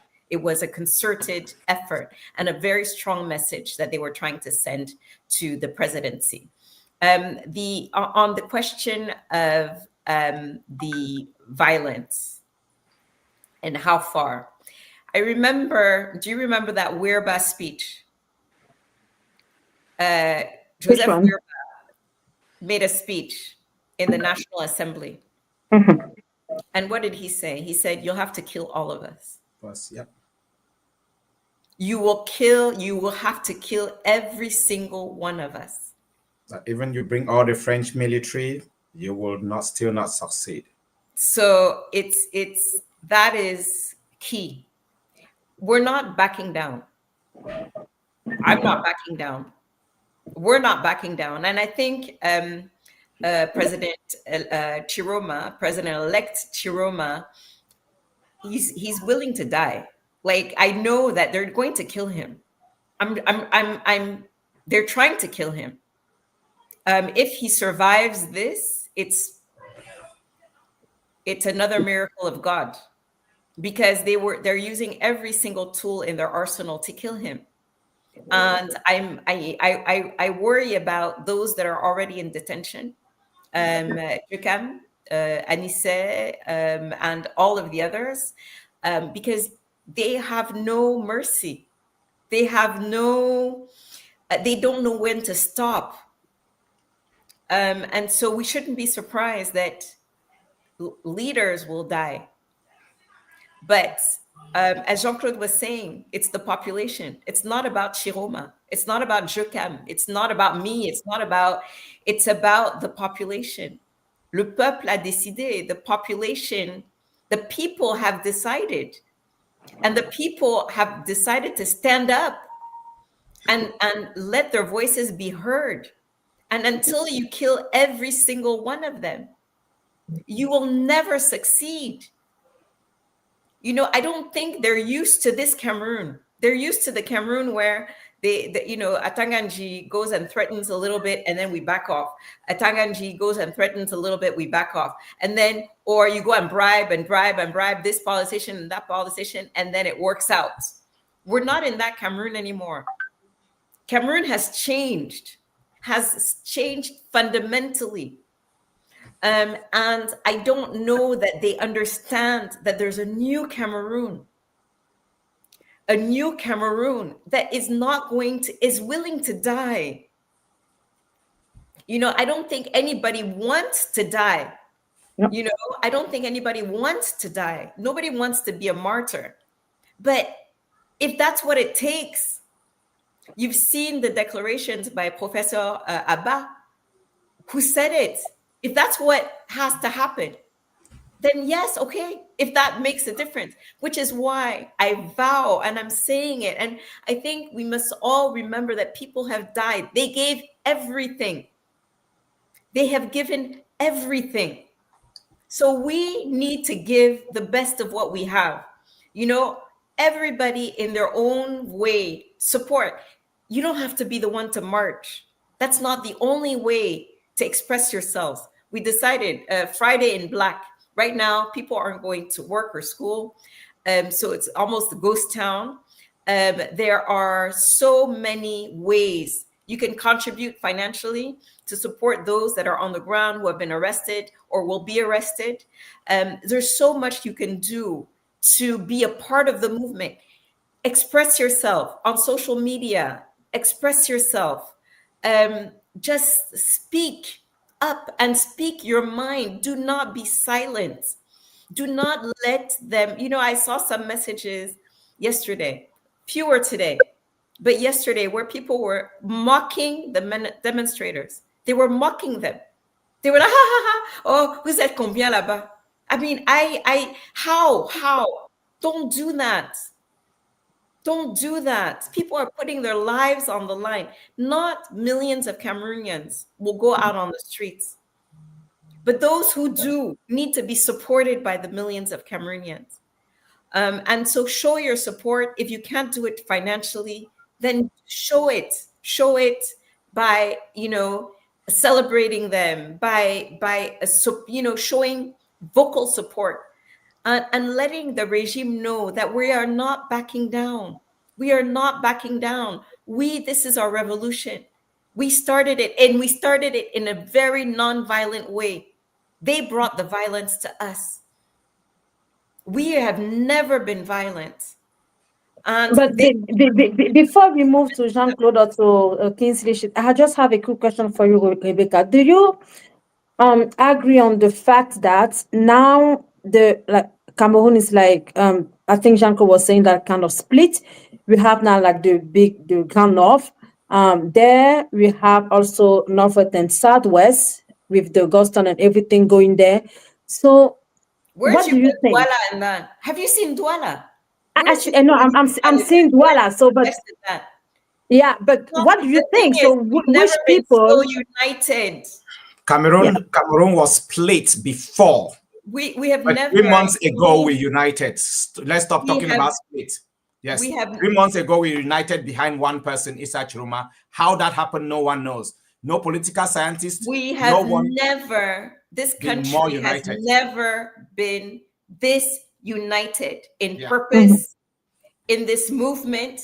It is from north to south, east to west. So if anybody is divided, it's Etudi. It's Etudi. They will stay. We will create our I mean, that's it. But we have never been this united. Never. Never. I found myself discovering artists from the north that I didn't know before, singers. Because of this battle, it's like we're joining as one. And I don't like this narrative of les gens du Nord sont comme ça, les gens. In Littoral, kids are getting killed. Our children are being murdered and assassinated by this regime in Douala. So it's not about the North and the Southwest. It's about a people that are united in purpose. OK, on va te laisser terminer, Rebecca. Non, c'est ça, en fait. Je voulais dire, non, je ne pense pas en la séparation. On est très, très unis. Absolument. OK, justement, Jean-Claude, sur la question, en français, on le sait, on dit à vaincre sans péril, on triomphe sans gloire. Je ne sais pas si c'est ce qu'on devrait se dire maintenant. Que devrait faire, à votre avis, le président Biya? Et vous le disiez il y a un instant, on n'est même pas sûr qu'il est au fait ou pas au fait de ce qui est en train de se passer exactement. Je pense que c'est peut-être dû, on parlait tout à l'heure de communauté internationale, de se demander, est-ce que c'est une personne à 92 ans qui va encore tenir les rênes de ce même pays, techniquement jusqu'à 99 ans? À quoi devrait ressembler le gouvernement Biya en ce moment? D'abord parce que je voulais appuyer ce que disait Rebecca, parce qu'on n'a jamais vu le Cameroun aussi uni, et surtout parce qu'il n'y a pas de coordination. Le président Issa Chiroma n'a pas eu de temps. Il n'a pas eu le temps de mettre sur pied un quartier général. Je le dis parce que je vois à quoi peut ressembler le staff d'un candidat à l'élection présidentielle. J'ai eu la chance en 2008, je crois, de faire volontariat pour Barack Obama, porté par la même mouvance qui étaient dans le monde entier. Alors, je disais, le président Chiroma n'a pas eu le temps de créer un staff bien structuré, bien élaboré, bien segmenté. Pourtant, tout se déroule bien. C'est-à-dire, les Camerounais se sont levés par eux-mêmes, chacun dans son domaine a décidé de lui apporter son expertise. Et le président Chiroma, d'ailleurs, j'ai eu le privilège hier de me rapprocher beaucoup mieux de son entourage. Il était surpris de voir certaines réactions sur les réseaux sociaux. Il a appris à découvrir ses soutiens. Donc, essayez d'imaginer que ce qui se passe actuellement n'a pas été coordonné. Donc, ce qui veut dire que la victoire actuelle, c'est la victoire d'un vrai leader, c'est-à-dire quelqu'un qui est porté par l'ensemble de sa population, l'ensemble de ses concitoyens, ou la grande majorité, et qui ont décidé de l'accompagner pour se faire représenter par lui au plus haut niveau, parce que nos objectifs sont ceux-là. Nos objectifs sont de redonner à notre pays ses lettres de noblesse. Qu'est-ce qu'on peut attendre du président Biya, si tant est que c'est lui qui gouverne encore, ce qui est de notre doute, parce que si le président Biya gouvernait encore, on se demanderait, mais est-il possible qu'il ordonne les tueries actuelles à 92, 93 ans, un homme de 92, 93 ans qui accepte de tuer ses jeunes compatriotes parce qu'il veut s'accrocher au pouvoir? Ça, c'est contre toute raison. Et c'est pour ça que nous sommes fondés à penser que ce qui se passe actuellement, c'est comme je l'ai toujours dit, c'est que c'est cette caste, ce clan, cette petite classe d'élite, cette petite élite qui veut s'arc-bouter sur ses privilèges, sur ses intérêts. Quand vous regardez ce qui se passe, prenez la métaphore de notre société de pétrole, la SNH. Elle est exactement gouvernée comme le Cameroun. Vous croyez que vous allez demander à ces gens de laisser ce qu'ils sont en train de faire de notre société de pétrole, de notre pétrole, de ce qu'ils sont en train de faire de nos ressources naturelles? Ils ne sont pas prêts de laisser. Et puis nous le savons aussi, les messages qui ont été passés, y compris dans ma propre famille, que je n'ai pas mis les pieds au Cameroun depuis une vingtaine d'années, ce qui est en train de se passer, c'est qu'ils ont dit aux gens, attention, si quelqu'un du Nord prend le pouvoir, il va vous massacrer tous. Ils ont essayé de faire passer ces messages et c'est ce que nous sommes employés à déconstruire tout au long du processus électoral qui est en train de se poursuivre parce que pour nous, il n'est pas clos. Comme je le disais, il fallait bien qu'il y ait des hommes d'État pour régler les problèmes actuels. Un homme d'État doit d'abord se mettre au-dessus de ses propres émotions. Il doit se mettre au-dessus de ses propres considérations. Quand vous voyez à quel niveau je considère le président Issa Chiroma comme un homme d'État, vous avez écouté toute sa campagne électorale, vous ne l'avez jamais entendu dire qu'il a fait la prison et qu'il a été 7 années durant en prison. Je crois que c'est nous qui avons parlé de ce côté assez triste de sa vie, mais il a compris qu'un fait circonstanciel de sa vie ne peut pas constituer le gage ou le fondement de ses convictions politiques. Il a mis ça de côté, sans jouer sur les émotions ni sur la pleurnicherie politique et essayer de diviser les Camerounais. C'est ce qui manque aujourd'hui à ceux qui sont à Étoudi. Parce que la seule chose qui compte, ce sont leurs intérêts. Et nous avons un tout petit peu, je crois que nous avons trop surestimé la capacité de ces gens à être humains. Et nous avons sous-estimé leur capacité à élever leurs intérêts égoïstes. Parce que c'est de ça qu'il s'agit aujourd'hui. Je ne vois pas d'autres raisons pour lesquelles des gens qui ont déjà fait, parce que nous avons l'habitude de le dire, les gens ne savent pas ce que c'est que la diaspora du Cameroun. Nous leur avons dit, si c'est l'argent, prenez tout ce qu'il y a dans les caisses de l'État. Nous allons nous battre et nous allons ramener de l'argent dans notre pays pour construire notre pays et nous allons le construire. Mais ce n'est pas de ça seulement qu'il s'agit. Ils veulent rester là au pouvoir. Donc, ils ont deux choses, le pouvoir et les avantages du pouvoir. Ils ne sont pas prêts à lâcher cela. On savait déjà qu'il n'est pas facile de déraciner une dictature de 43 ans. Et si c'est ça votre question, de vaincre sans péril, on triomphe sans gloire, ça s'applique à M. Biya, effectivement, parce que aujourd'hui, tout est entre ses mains. On attend de voir ce qu'il est capable de faire. Mais nous, tout ce que nous demandons à M. Biya, c'est de libérer notre pays. C'est-à-dire, on ne peut pas accepter que de repartir avec cette année encore sans conseil des ministres, sans que le pays ne fonctionne. Il n'y a rien sur les hautes instructions qu'on ne connaît pas, dont on doute de la véracité. Donc, on ne peut pas continuer comme ça. Notre pays est il n'est même pas dans le statu quo. Il est en train de reculer. Nous avons besoin de redonner un peu de dignité à notre pays. Et je crois que l'unité, comme disait Rebecca tout à l'heure, cette élection, je le disais, moi, elle a déjà été gagnée. Je suis très content de ce que j'ai eu, la ressource, les personnes que nous avons pu connaître, que nous avons rencontrées, la connexion qui est née. Personne ne pourra la gâter et personne ne pourra la casser. Que ce soit aujourd'hui, dans 1 an, dans 4 ans, nous allons nous réapproprier notre pays et il faut que les gens d'études le sachent, que les Camerounais sont déjà plus que jamais unis. Ils ont commis l'erreur de vouloir nous diviser et je crois qu'aujourd'hui, nous sommes véritablement unis. Cela nous a renforcés et je crois que c'est pour cela que nous sommes ici debout à réclamer la liberté pour notre pays. Absolutely. So, Kingsley, you have been working with the DSO project. So, are you feel disappointed of what is going on now? So, were you expecting or hoping something different from the Constitutional Council? Well, I mean, that would mean I'm not a Cameroonian.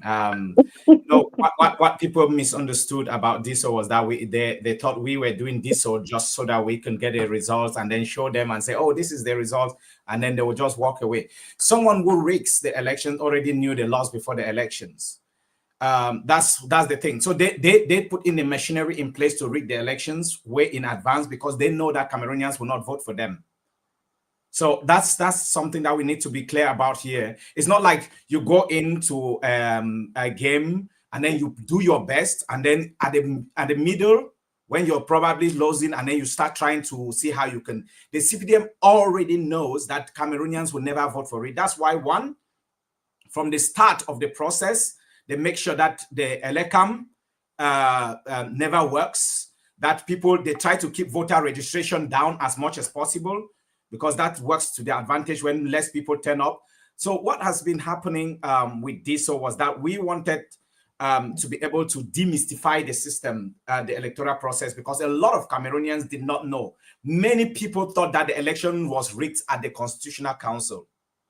Many Cameroonians thought that they didn't. Yes, a lot of Cameroonians are learning today that at the Constitutional Council, it gets to the Constitutional Council when the results have already been rigged a long time ago, and decided are just people who just read it.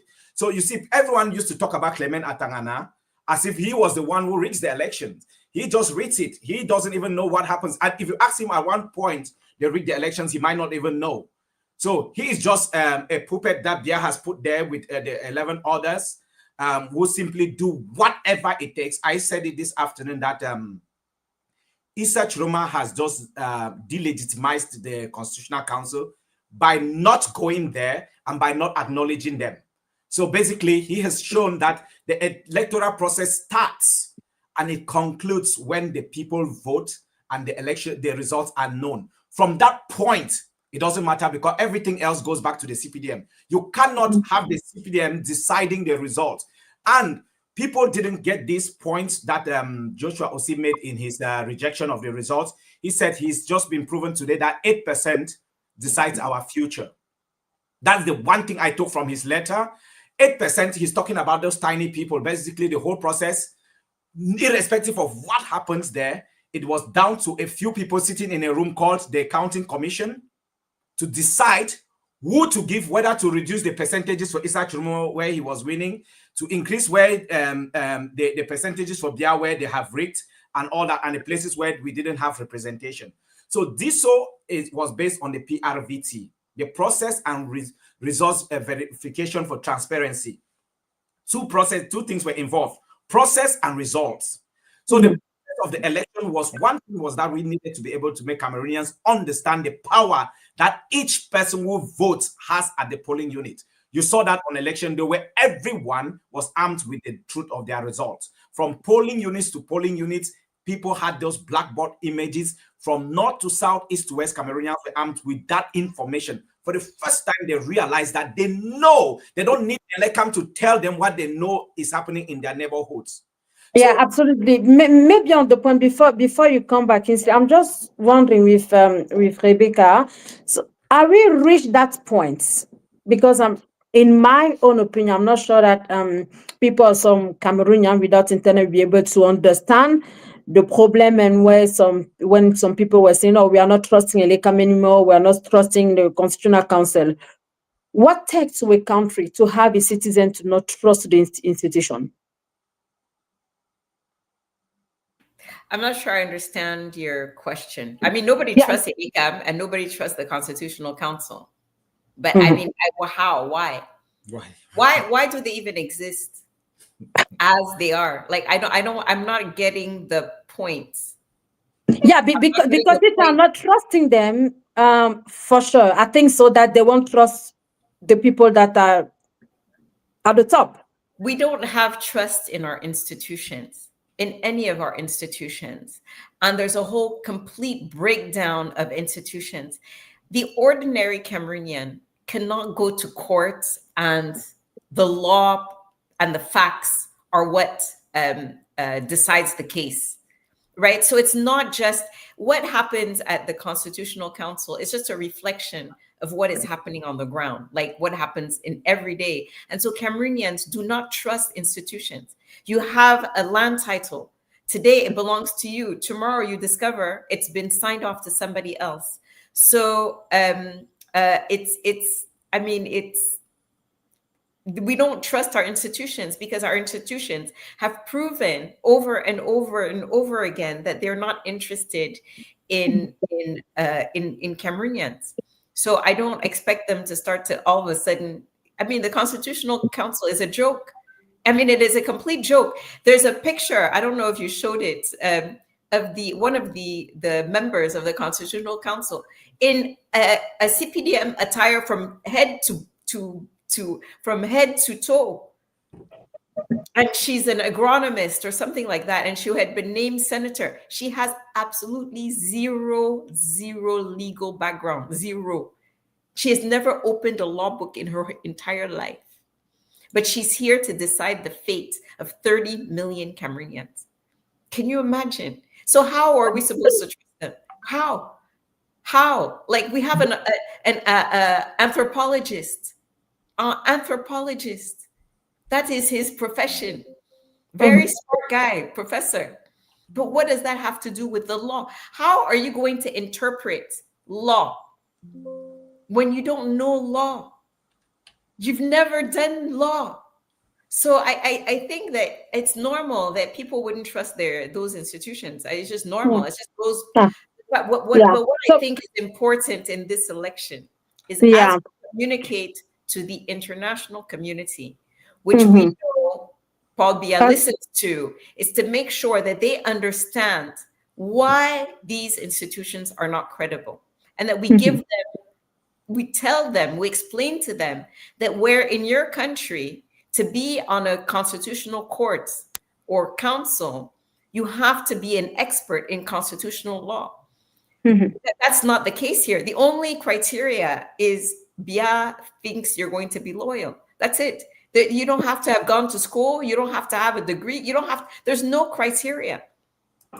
So justement, Rebecca, juste une question que je pense beaucoup de personnes se posent et je me la pose également. Est-ce que vous avez des nouvelles? Do you have any information from Anise Kane, Jekam Chameni, Fabrice Lin, and the others before we come back to this statement?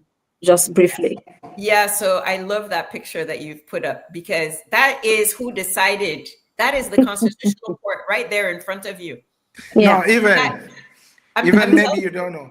I'm telling you, this is really important to know. That's who decided. So people around the world should understand that is our Constitutional Court. She's an agronomer. Like she's not legal. She has zero legal experience. And she's dread. That is Bia's. If people don't recognize it, that is Bia's party. That's CPDM wear from head to toe that she's wearing it. So what do you expect out of this woman? So anyway, back to your question on Fabrice. So we have people that visited Fabrice that saw him. He's held in Bonanjo. Fabrice Lena is being held in at the Police Judiciaire in Bonanjo. He's okay. He has legal representation, and he has not yet officially been charged. And the claims against him they're saying some fraud, but they don't stand. And so we're hoping that he will be released. But that is not the case. Jokam and Anisse are currently being held, and we've been able to confirm that they've been held in SED, so at the Gendarmerie Nationale offices in Yaoundé. They were taken there directly from Douala. They have been able to get medication to them that they need, but we were waiting for the feedback from the lawyers. So the lawyers were going to try to see them, meet with them, but that we don't have feedback, so we don't know if they were able to or not. And when people are held at SED, just so we know, SED is where political prisoners are held. That's where they're first held. Sometimes after they end up in Kondengi, but it's rare. Like the bigger political prisoners, the one that they're most concerned of, they stay at SED. And it's if anybody has ever been there to visit a prison, it's very, very restricted.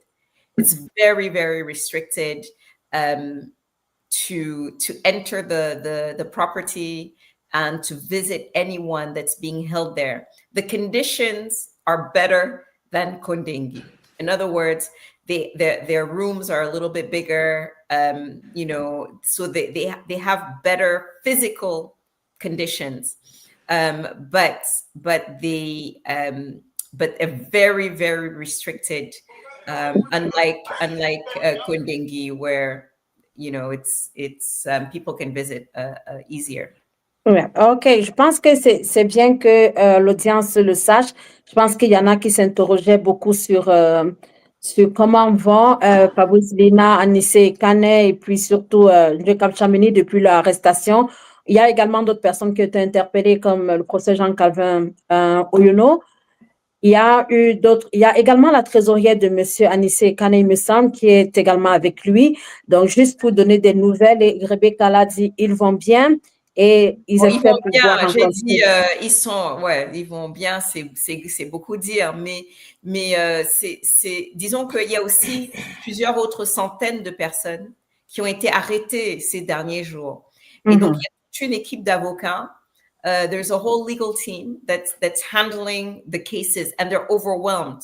So there are 100 lawyers already. Stand Up for Cameroun has put together a team of volunteer lawyers, but they need resources.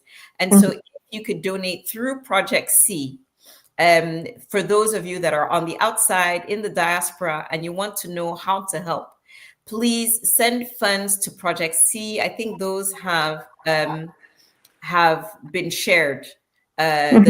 The donation links have been shared for PayPal and so on and so forth, have been shared because we're trying to get as many resources to our lawyers that are helping. They are volunteering. We're not paying the legal fees, but they need to move about. Sometimes they need to pay for food and things for those that are being held. And so we do need that support. And for those of you that are watching, that are in the diaspora, really, we need your help. We need your help to support our those who have been arrested. Alors c'est bien dit. On va passer les informations, les coordonnées. Si vous êtes dans la diaspora et ailleurs et vous voulez contribuer à travers le projet C, qui va se faire le plaisir de continuer à aider ceux qui sont dans le besoin, notamment autour de cette crise post-électorale, à leur procurer des vivres, à s'assurer qu'ils ont des frais juridiques, surtout pour les avocats qui les accompagnent. Ce serait vraiment la bienvenue. I won't take your time tonight for sure. I will go back to Kinsey, but before that, Jean-Claude, autant d'arrestations qui se produisent maintenant, je pense avoir vu hier une liste d'environ 50 personnes interpellées à Douala juste pour les manifestations d'hier. Et c'est certain qu'il y en aura encore ce soir à la fin de cette journée. Finalement, qu'est-ce que le régime veut nous démontrer? Encore un peu plus de force ou vers quoi est-ce qu'on doit s'acheminer? Alors, à mon avis, il s'agit d'une communication d'amateurs et puis qui ont tenté de monter une opération de propagande. Vous savez, regardez la chaîne des événements. Samedi, on a procédé à des arrestations. Il fallait qu'on arrête des ténors du staff de M. Chiroma. Alors, on a enlevé Anissé Kane, Njikam Chameni et les autres. Donc, ça, c'était pour dissuader les gens. On ne va pas revenir sur les raisons pour lesquelles, parce que quand on sait que, voilà, d'après le président Chiroma lui-même, ils ont été arrêtés après que le professeur Boyono ait été approché par le cabinet civil. On lui a dit qu'il était boulou, il fallait qu'il se désolidarise d'un musulman du Nord. Et il leur a dit non, et voilà, on l'a interpellé. On a envoyé Anissé Kane pour faire des négociations également. Et puis, ce que j'ai eu aujourd'hui en parlant avec un colonel de la gendarmerie qui disait que dans le téléphone de Njekan Chameni, voilà, il y avait des plans d'insurrection qui prévoyaient des enlèvements de personnalité. Ça, c'est ce qui m'a été révélé aujourd'hui de la part de ce camarade qui est colonel quelque part. Donc, la question, c'était quoi encore? Non, je me demandais simplement, toutes ces arrestations-là, à quoi est-ce que ça doit Voilà. rimer? On est quand même dans un nouveau Voilà, septennat. c'est des intimidations. Donc, Oui. samedi, ils ont fait ça, c'était pour dissuader les gens. Et puis, toute la journée de samedi, ils ont lancé des appels pour dire ne sortez pas, vous allez vous faire tuer, on va vous assassiner, voilà, ne sortez pas. Et puis, toute la journée de dimanche, la matinée de dimanche, les églises ont inondé les gens de messages de peur, la paix, il ne fallait pas sortir, ainsi de suite. Donc, tout cela, ça visait essentiellement à ne pas faire sortir le maximum de personnes qui auraient voulu sortir pour ne pas avoir une grande foule. Et puis, ils ont fait semblant d'encadrer le peu de foule qu'il y avait. Pour montrer l'image voilà, d'une démocratie, des manifestants qui sont encadrés par la gendarmerie et la police. Sauf que cette propagande a eu un effet couperet contre eux-mêmes. Le fait que les premières images aient montré des jeunes qui se promenaient, qui marchaient en chantant avec les voitures de la gendarmerie, ça a encouragé les gens à sortir. Et quand les gens sont sortis en masse, alors il y a eu les premiers coups de feu, effectivement. Et donc, leur propagande s'est retournée contre eux parce qu'en fait, ils auraient voulu qu'il y ait très peu de gens et comme ça, les forces de l'ordre allaient montrer l'image d'un pays démocratique où la police encadre les gens et cela allait leur permettre de passer en force aujourd'hui sans grand problème. Donc le fait que effectivement il y a eu des morts est venu un tout petit peu gâcher ce qui avait été prévu parce que ces gens, comme je le répète, l'entourage qui maintient le président Biya en otage au palais de l'Unité, il leur reste, maintenant il leur reste one step only, parce qu'ils ont tout fait et ils étaient prêts à tuer et ils ont tué les gens pour qu'aujourd'hui arrive et que le conseil, qu'ils aient le sceau du Conseil constitutionnel dans leur crime. Pour avoir une onction de légalité dans tout ce qu'ils sont en train de faire. Maintenant qu'ils ont l'onction de la Cour constitutionnelle, vous avez vu, jusque-là, l'armée est restée neutre et aussitôt que la Cour constitutionnelle a fait, on a vu des chars partout, l'armée est rentrée en jeu. Maintenant, ils sont en train de se battre à tous les niveaux parce qu'ils ne sont pas encore certains de leur forfait tant que Paul Biya n'est pas allé prêter serment. Parce que tout peut encore arriver avant la prestation de serment. Parce qu'une fois que Paul Biya aura prêté serment, on va l'envoyer en Vomeka se reposer et puis on va repartir avec les mêmes brigands qui vont essayer, qui vont encore gouverner notre pays. Et ça, on ne peut pas le leur concéder. C'est exactement ce qu'on ne va pas accepter. Et donc, on va continuer à faire ce qu'on a à faire. On va apporter notre soutien. On va continuer d'appeler ceux qui peuvent se mobiliser comme nous pour que chacun de nous puisse apporter, exprimer sa solidarité vis-à-vis de ceux qui ont pris le courage d'aller parler au nom de nous tous, qui ne pouvons pas être au Cameroun aujourd'hui. Et donc, ceux-là, nous avons l'obligation morale de leur apporter notre soutien, de leur manifester notre solidarité à eux-mêmes, à leur famille, et ainsi de suite, pour qu'ils sentent que nous sommes avec eux et qu'ils ne sont pas sortis pour rien. Absolutely. Kingsley, what do you think should be the next step for you? I think we are getting closer to the end of this program. I think we were supposed to be here for 2 hours, right? Yeah. Okay. Just so one small thing, if you allow me to, I just wanted to share a video. I don't know if you already saw it. Which one? Une vidéo qui est devenue virale depuis quelques minutes, où on voit le président de la Cour constitutionnelle qui allait célébrer, et il déclare d'ailleurs qu'il a facilité la victoire de Paul Biya. Donc il est en train de célébrer avec les siens. Ok, ça se voit. Vous réjouissez à la fois du travail fait par votre père et la victoire de votre candidat.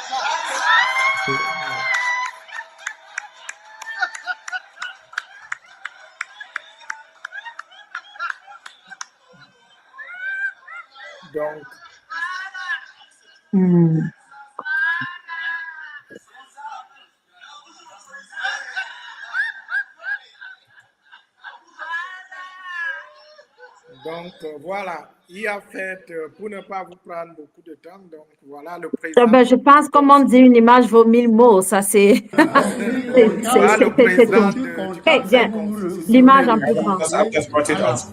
Du travail fait par votre père et la victoire de votre candidat.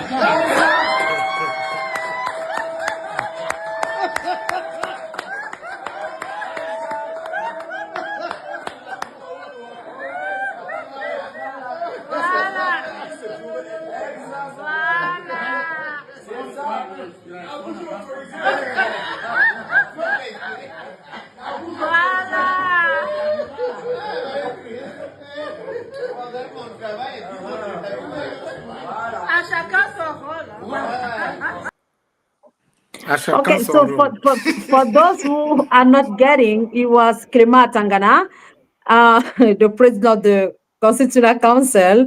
They're celebrating and telling people that he make sure that Poblia will be the winner. Am I right? Is that okay, Kingsley?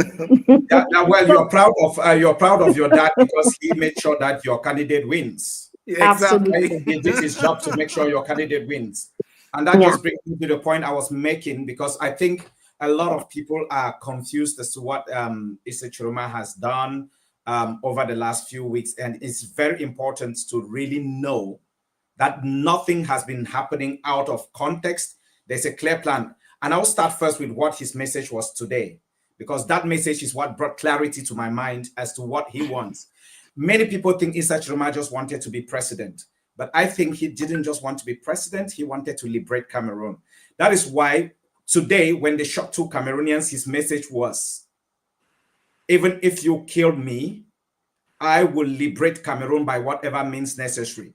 Now, there's a difference with someone who is saying that you've stolen my victory and I'm going to claim that victory.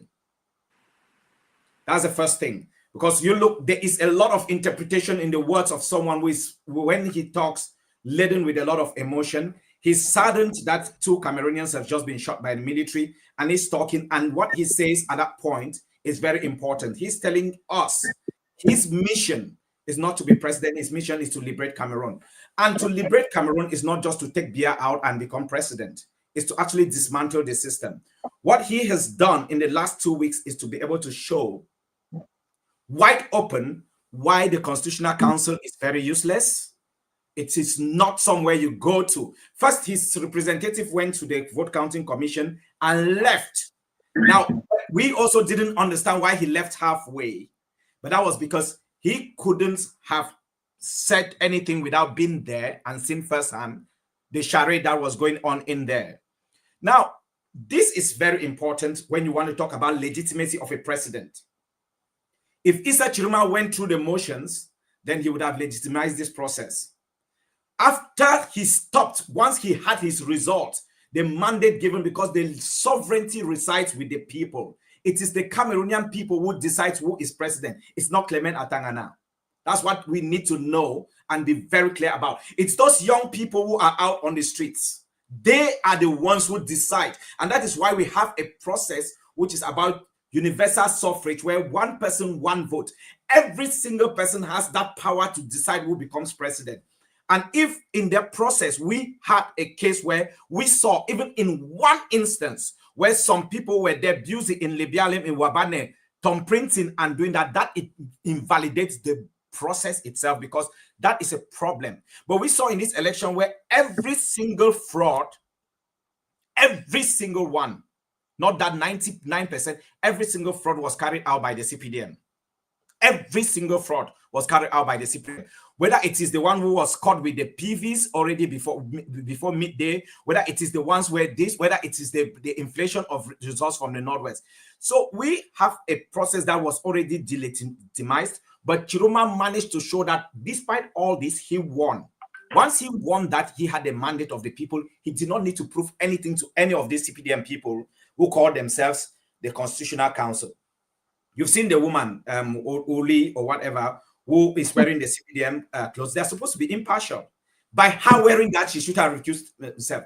The mistake, I'm sorry, that Kamto did was that she went in 2018 and asked Clement Atangana to recuse himself. That was one of the motions. You're asking him to recuse himself. You might as well just ask Bia to resign. And if you know that you ask Bia to resign and Bia will never resign, then don't ask Clement Atangana to recuse himself, because he's there as Bia's kingmaker. He legitimizes the process. And they made a fool of the whole process. But I think when we watched that, I think what was the game plan was this time was that show them that that process doesn't work, because once the Cameroonian people speak, we cannot allow a few people to come and change the result. Now, what is also important in what Chiruma said, it was just 3 lines, but there was a lot of message. And I want to clarify here that one, it's not Cameroonian soldiers, because someone asked that question in the comments. Are the soldiers with the people or against the people? It's not Cameroonian soldiers or Cameroonian police or Cameroonian gendarmes shooting at civilians. It's a few people, and Chiruma called them today mercenaries. Now, mercenaries are who? These are people who are guns for hire, who would do whatever it takes for money. He didn't call them soldiers, he called them mercenaries. Now, that means if you are a soldier of Cameroon and you raised your gun today and shot, or yesterday and shot at a civilian, you have just killed the oath you swore to protect the nation. Shooting a civilian who is unarmed as a soldier or as a police is an act of treason. Every soldier who shot a civilian violated the oath they took to protect the nation. They became political. And soldiers and the police are meant to be apolitical. You do not support any political party. So by doing that, because anyone who had the incentive to do that had been promised something. They are not generally motivated to just go out and shoot their own citizens. Now, if they do that and you do that because you want to protect your job or you want to protect a promotion, then you are doing it because there's a financial incentive attached to it. Then you are the same like the Tuaregs, who are paid. If you pay them, they will do anything. You are not fit to be a Republican soldier. And that is something that, again, that I picked up from Chiroma's message today. He basically distinguished between the military, who would do what it takes to protect the state of Cameroon, and a few individuals who do what it takes to protect Paul Biya. Because Paul Biya does not own the military of Cameroon. Paul Biya will go, the military will remain. The military is paid by Cameroonian taxpayers. They are owned by the state of Cameroon, and their duty primary is to protect that state. Now that takes me to the question of what next. Every country where there has been a revolution, which Rebecca says we are already in, and it's true. And one of the things that you need a revolution is that there should be an ideology backing that revolution. Because Kwame Nkrumah, and of course he was quoting Hegel, he says that action without theory is empty, is blind. Theory without action is empty.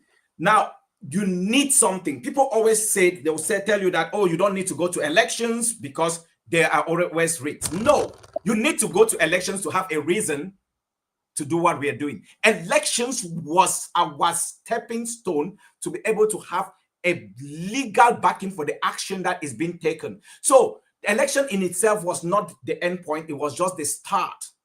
And I want to tell everyone who voted, who shouted, if you did not register to vote, but you shouted Chiruma, or you shouted Churu, Churu, Churu, if you sit in your house over the next few days and you do not organize in your quarter to come out, if you don't organize in large numbers, because the more you are out, the less likely that they'll even open fire.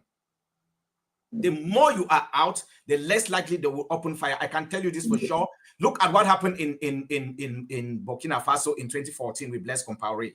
Once they had 1 million people in Ouagadougou, that was the end of a dictatorship. They didn't need to, the military was just watching. And the reason people often wonder is that once there are 1 million people on the streets across Cameroon, like we've started having, once you've got everywhere, it makes the work of the military, the ability to defend the state, very impossible, because if there's an external attack, they cannot defend the state. That is when Bia loses legitimacy. So you're being on the streets. Maitre Alice Com says it's the office of the people. Maybe we understand that that is where they can sign any signature. They can sign Bia's resignation by just being out on the streets. You trooping out on the streets in large numbers will ensure Bia goes out. People keep saying, oh, you cannot bring out the dictator through protest. In fact, that's the easiest way to bring out the dictator. If you try war, trust me, then they can easily actually manufacture actions to use the military against you, because if you mistakenly shoot a soldier, then soldiers are in a very difficult situation. But when it's peaceful protest, dictators go down. It works like magic, and that is why they are so scared of having you on the street. If it wasn't powerful, they would have let you go out on the street and then you get tired and hungry and go back in. But they know that you on the streets, the young people I saw on the streets today are the people who bring down the Biya regime. Don't allow yourselves to be deceived that, oh, it wouldn't have an impact. Every single one, if you are millions of you on the streets, you will bring down this regime in a few days. And just to clarify that Biya is not yet president. He can only become president on November 6th when he's sworn in. He's not yet, the mandate has not started. So we have 10 days to make sure that that doesn't even happen. We have got 10 days. I talked yesterday in London, and I was talking about Madagascar and Nepal, and the policeman said, be careful, you are almost drifting towards incitement. I said, no. I said, you cross the line. I said, well, I will get close to the line, but I'll never cross, because I'm not inciting anyone. I'm asking Cameroonians to exercise a legitimate right to protest. Being out on the streets to denounce what you saw as fraud. Being out on the streets in your numbers, in your neighborhoods. Don't plan to leave Bamenda and go to Douala to protest. No, that doesn't work. If you are in Bamenda, come out in Bamenda. If you are in Konsamba, come out in Konsamba. If you are in Douala, in Makepe, come out there. In all those different places, the soldiers will not be everywhere. The few who are mercenaries, like Shuruma said, will not be everywhere. That is how we win. So that is the next step. The next step is that every one of you mobilize. Unless when you were calling Churuma, Chuchu, or whatever people have been calling, you didn't mean it. Or unless you were saying Osana, whereas you would just stand now the next day and say crucify him. If you don't want that power, who decided that he will give up his fancy job as a minister, who will give up everything to turn around and liberate Cameroonians as his legacy? He's looking for nothing else other than a legacy that after everything, he liberated this system. If you don't want him to be killed, if you don't want Anissa Dekane and Chamini and Fabrice Lena and all those who have been arrested to remain in jail, then you have one little thing you can do. Organize, mobilize across the national territory. That is the plan. And you will see that 3, 4, 5 days maximum, that is it. This regime goes down because they lose control. Okay. So, we have about like 5 minutes to go. Je pense que je vais juste vous laisser dire peut-être des derniers mots avant que je vous laisse partir. Je sais que Jean-Claude est arrivé étant un peu essoré, exténué. Je ne vais pas le retenir très longtemps. Je sais aussi que Rebecca sort de réunion et tout ça. Ça doit être un peu épuisant. Et puis, je pense qu'on a besoin de se reposer, prendre des forces pour revenir probablement demain. Et puis parce qu'il y a certainement des choses qui vont se passer. Je me demande toujours à quand aura la prochaine sortie du gouvernement. Je n'ai pas pu suivre ces dernières heures. Donc, je ne sais pas s'il y en a une, si M. Atangandji a sorti un autre communiqué ou un autre arrêté. Je ne sais pas, vous me direz, mais je ne pense pas en avoir vu une jusqu'ici. Mais je vais commencer avec Rebecca. So, finally, we have a lot of on a parlé des partis politiques tout à l'heure, and then you can reply in English if you want to. J'ai vu une sortie de Akerimuna, Joshua aussi et les autres, qui, pour les uns, ont reconnu ou adressé leurs félicitations à Paul Biya. Pour les autres, ont reconnu que ce n'était pas toujours la vérité des urnes. Qu'est-ce qu'il doit faire dès demain, à votre avis? Si on doit commencer à te projeter, qu'est-ce qu'il doit faire? Les politiciens? Oui. Ou ceux que l'on peut encore qualifier de politiciens. Je sais que vous n'y croyez plus beaucoup. Vraiment. I think we've moved on from them. We don't have time. They're a distraction at this point. You know, for some of them to start talking about legislative elections at this point. Yeah, I don't have time for them. I don't have energy for them. They're a distraction, and I won't be distracted. Yep. We have work to do. We have work to do to get our brothers and sisters freed. We have work to do to get our country freed. What I want to say to Cameroonians today is that don't be discouraged. I understand. I know how it feels to have something stolen from you in broad daylight, have thieves come into your house and steal from you. And you feel so like without strength, you feel like it's complètement impuissant. Like, I'm telling you that it's just the beginning. We are going to win. We are going to win. Let's just stay united in purpose. Let's keep our actions going. Let us not give in to discouragement, because that is a tool that they use to oppress us. And we want them to know that we are no longer going to be oppressed. So my message. So do you think that the manifestation could continue tomorrow? Yes, they should continue. Okay. They should continue. Listen, and I said manifester. You know, people make fun of these, so call them keyboard warriors. People that only do it behind and they're scared to go out. They are also part of an army. You know, when you have a military, not everybody goes onto the field. Some people are doing logistic support. Some people are, everybody has a role. It's not everybody that needs to be in the street. I want you to know that you, where you are in your situation, as complicated as it might be, you have a role.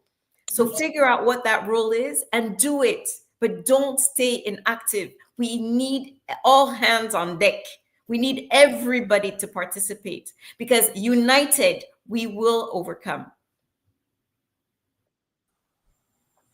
Thank you.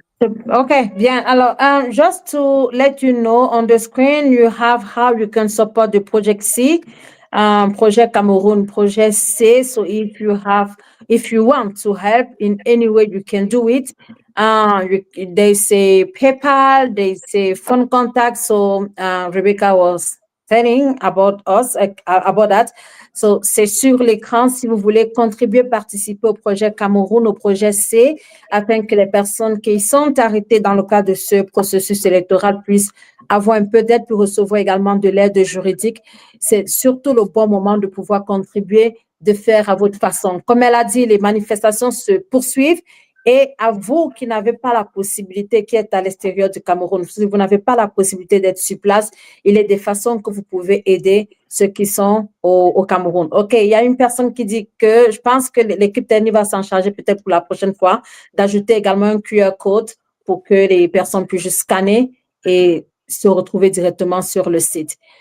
Alors, Jean-Claude Bédé, on est presque à la fin de cet échange. Je sais qu'on en aura encore qui vont arriver. Mais vous qui avez beaucoup circulé dans les arcanes et qui êtes plus ou moins proche du pouvoir et de tout ce qui est diplomatique, que pensez-vous qui devrait se passer? Pensez-vous qu'il y aura une radicalisation du côté du régime et une radicalisation des populations? Ah, mais déjà, je dois corriger, hein, parce que dit comme ça que je suis du côté du, Non, je du ne l'ai jamais dit. Je pouvoir. dis que vous avez Alors que, circulé dans les arcanes. Je ne le dis pas. non, ben voilà, non, il nous reste quelques reflets, mais ce que je dois dire, et je dois le dire également, il faut que je le répète en français, ce que disait Rebecca tout à l'heure, parce que vous savez, il y a cette propagande qui dit toujours, voilà, vous êtes là au chaud, vous êtes chez vous, vous envoyez les enfants d'autrui dans la rue. C'est pas vrai, parce qu'effectivement, même si nous étions tous au Cameroun, il faut des stratèges, et je crois que M. Njikam Tchameni aujourd'hui, il n'est pas dans la rue, mais il a été interpellé parce qu'on l'accuse d'avoir organisé la logistique, c'est-à-dire d'avoir été le cerveau des Casses, et ainsi de suite. Donc, il y a des gens qui sont là derrière pour organiser, même l'armée d'ailleurs. L'armée a des gens, ce n'est pas tout le monde dans l'armée qui prend les armes, il y en a qui sont à l'infirmerie, il y en a qui organisent la logistique, les armes, et ainsi de suite. Donc, c'est la même chose. Il faut que la contestation s'intensifie. Parce que nous n'aurons gain de cause que si nous gagnons en nombre.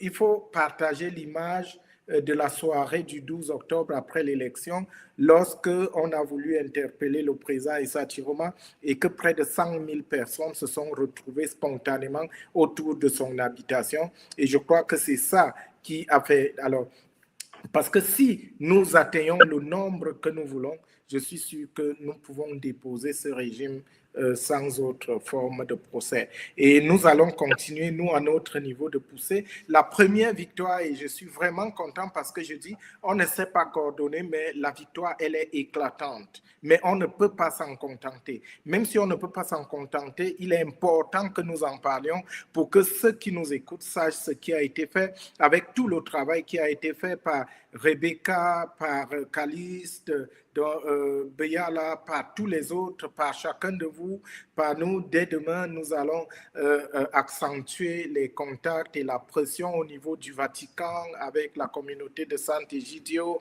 avec la secrétairerie d'État du Vatican. Nous allons continuer chacun à son niveau. La première chose que nous avons déjà obtenue, c'est, je peux vous le garantir, en termes diplomatiques, le silence et le boycott de la communauté diplomatique aujourd'hui est en notre faveur et nous devons continuer. Ça veut dire, parce que si nous étions du côté du tort, rien, mais c'est grave, c'est un acte très grave en diplomatie de voir que des diplomates, tous ensemble, à l'unisson, boycottent un événement historique comme la proclamation des résultats. Donc ça veut dire que nous tenons Et pas le bon n'importe bout. quel résultat, l'élection Voilà, de présidentielle. l'élection présidentielle. Donc nous tenons l'affaire par le bon bout, on ne lâche rien, comme on dit. Nous allons continuer le combat, chacun à son niveau. Et je crois que quand on voit, nous qui croyons, il y a Dieu qui nous guide. Et je crois qu'il y a une étoile qui nous mène vers notre liberté.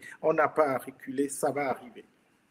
OK, merci beaucoup, Jean-Claude. Kingsley, est-ce qu'on va y arriver? Are we going to reach that point Oh, yes. of deliberation? It's very important that let me draw some very clear parallels because I've just been reading the comments. Someone is saying, oh, we need to consider military option. We need to consider arms. That is the fastest way to lose this fight. Let me tell you why. If you get a few people to get arms, which are very expensive, by the way, then you take power away from the majority of people who voted and you take power away from it. So what it becomes is that you disempower the people. And let me tell you now, one thing that happened in the Anglophone regions, which many of them are not willing to accept, is that the moment they went into the armed struggle, they lost the fight because they lost the voices of all the people who could come out. On September 22nd, 2017, we had the biggest show of force. This regime was scared because if we had connection with the rest of Cameroon like we do now, that day would have been the day this regime fell because the people came out, but they came out with just peace plans. Now, one of the things that these regimes got scared about in that September was that if that spread across Cameroon, then they were going to go down, because history has shown that only the majority of the dictatorships fall through peaceful, non-violent resistance. It's never through war. It never works, because they can replicate war. They can create their own factions. People said Atanganji had his own boys. So they can replicate whatever you do. If you say you want to kidnap people, they'll kidnap 10 in your name. If you say you're going to do, so they declare their own ghost towns. They organize the attack on taxis. It was Kunda Titus, who works for the government as a propagandist, who organized that. Don't fall for that trap. Anyone telling you that you should go down the route of violence, you should know that that is the regime strategy to crush this uprising that is the Cameroonian people doing it by themselves, because one, they know that they will on their own on the streets bring down the regime. And let me tell you something that I saw in this thing, because one of the things that we have to be clear here is that no one is actually asking.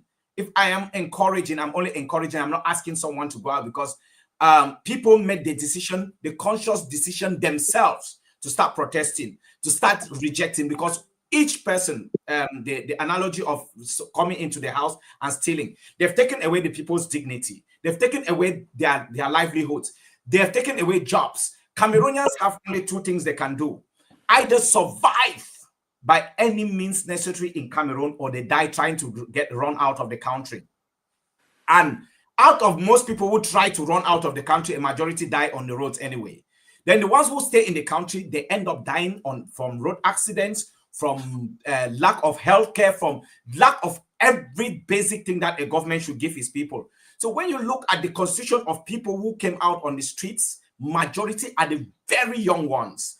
They already know that we, this generation, what we did is that we did something in 1992. We were very young then. And I remember that we were doing something, hoping that we would be able to liberate Cameroon. We didn't. They don't want to repeat that mistake. They keep coming out, and they'll keep coming out and coming out. These ones are not on social media. You cut the internet, you're not stopping them from this, because they are motivated. They're self-motivated. And so one of the things that I would just say is, this is something that comes from Cameroonians. It is inspired by years of torture and deprivation within the Biya regime. Every single Cameroonian. That's why we, even those in the diaspora, we don't stop talking. It's because the pain is so much so that it reaches us here. And I don't really have a reason to be, but somehow I can't sleep, because it's so interconnected. Now, I cannot be in Cameroon, but then I have the opportunity to be able to say, I can lend a support, I can do whatever I can be able to. If someone said that Issa Chiruma should come out and I lead, I say military generals don't lead at the war front. Don't send generals to the war front. He is the person that they're after. So he stays in the background. All of us, whether it's from east to west, whether it's in the diaspora, when he called out on Saturday, he mentioned the diaspora, and I went out. I'd never gone out to protest since 2019, but I was out yesterday because one, reason I understood what he was saying, and I was out there to be able to make my voice heard. We are going to get the Biya regime down. All we need to do is just keep the course. Those who can support, I will put the details there again. Project C for Cameroon, C for change, C for coalition, C for whatever good thing that you can think about. Now, this is an organization that it's a movement that was started by Eric Chinje and Obe Arenson, Are Obenson, sorry. And they have been doing a fantastic job. And that's why we keep emphasizing that if you can support that, they can be able to help with the mobilization of legal support. That is all part of the process in ensuring that we get to that place. And I can tell you guys now that one thing I can guarantee, and you can go and bet on it if you are the betting type, the Biya regime, because it's not Paul Biya. Paul Biya has got very limited time on earth. It's a system that wants to metamorphose. They are using this election to legitimize the transition that they will give another person. We are not fighting just Paul Biya. If that was the case, we would have let him just die, because we know that no matter what, nature will take its course in a few years. It can be even 10 years, it will still happen. It can be 15 years, it will still happen. We could have just let it, instead of young Cameroonians going out to die for that. The reason we know we are doing what we are doing is because we do not want a situation where their hands over the button to another person, and then we have another 20, 30, 40 years to be able to dislodge the system. OK. Bien, merci Kingsley. On a eu également ces dernières informations à propos du projet C. Vraiment un appel à la contribution pour ceux qui sont à l'extérieur du pays ou même au Cameroun. Il y a des informations qui s'affichent à l'instant sur votre écran, votre téléphone, votre ordinateur ou même votre téléviseur pour soutenir ce projet qui va beaucoup aider les personnes qui en ce moment sont sur le terrain, ces personnes qui luttent pour la libération du Cameroun, ces personnes qui ont également été interpellées, des centaines déjà, il y en aura encore d'autres qui auront besoin d'être aidées de façon juridique, assistées, j'allais dire de façon juridique, qui auront besoin aussi d'être nourries, qui auront besoin d'être prises en charge. Alors, c'est votre temps pour contribuer. Les contacts se sont donc affichés sur votre écran. Merci donc à vous pour ce geste que nous espérons assez grandiose et qui viendra terriblement de votre cœur, je dirais. Merci, Kingsley. Thank you for being here tonight. I also want to say thank you, big thank you to Rebecca.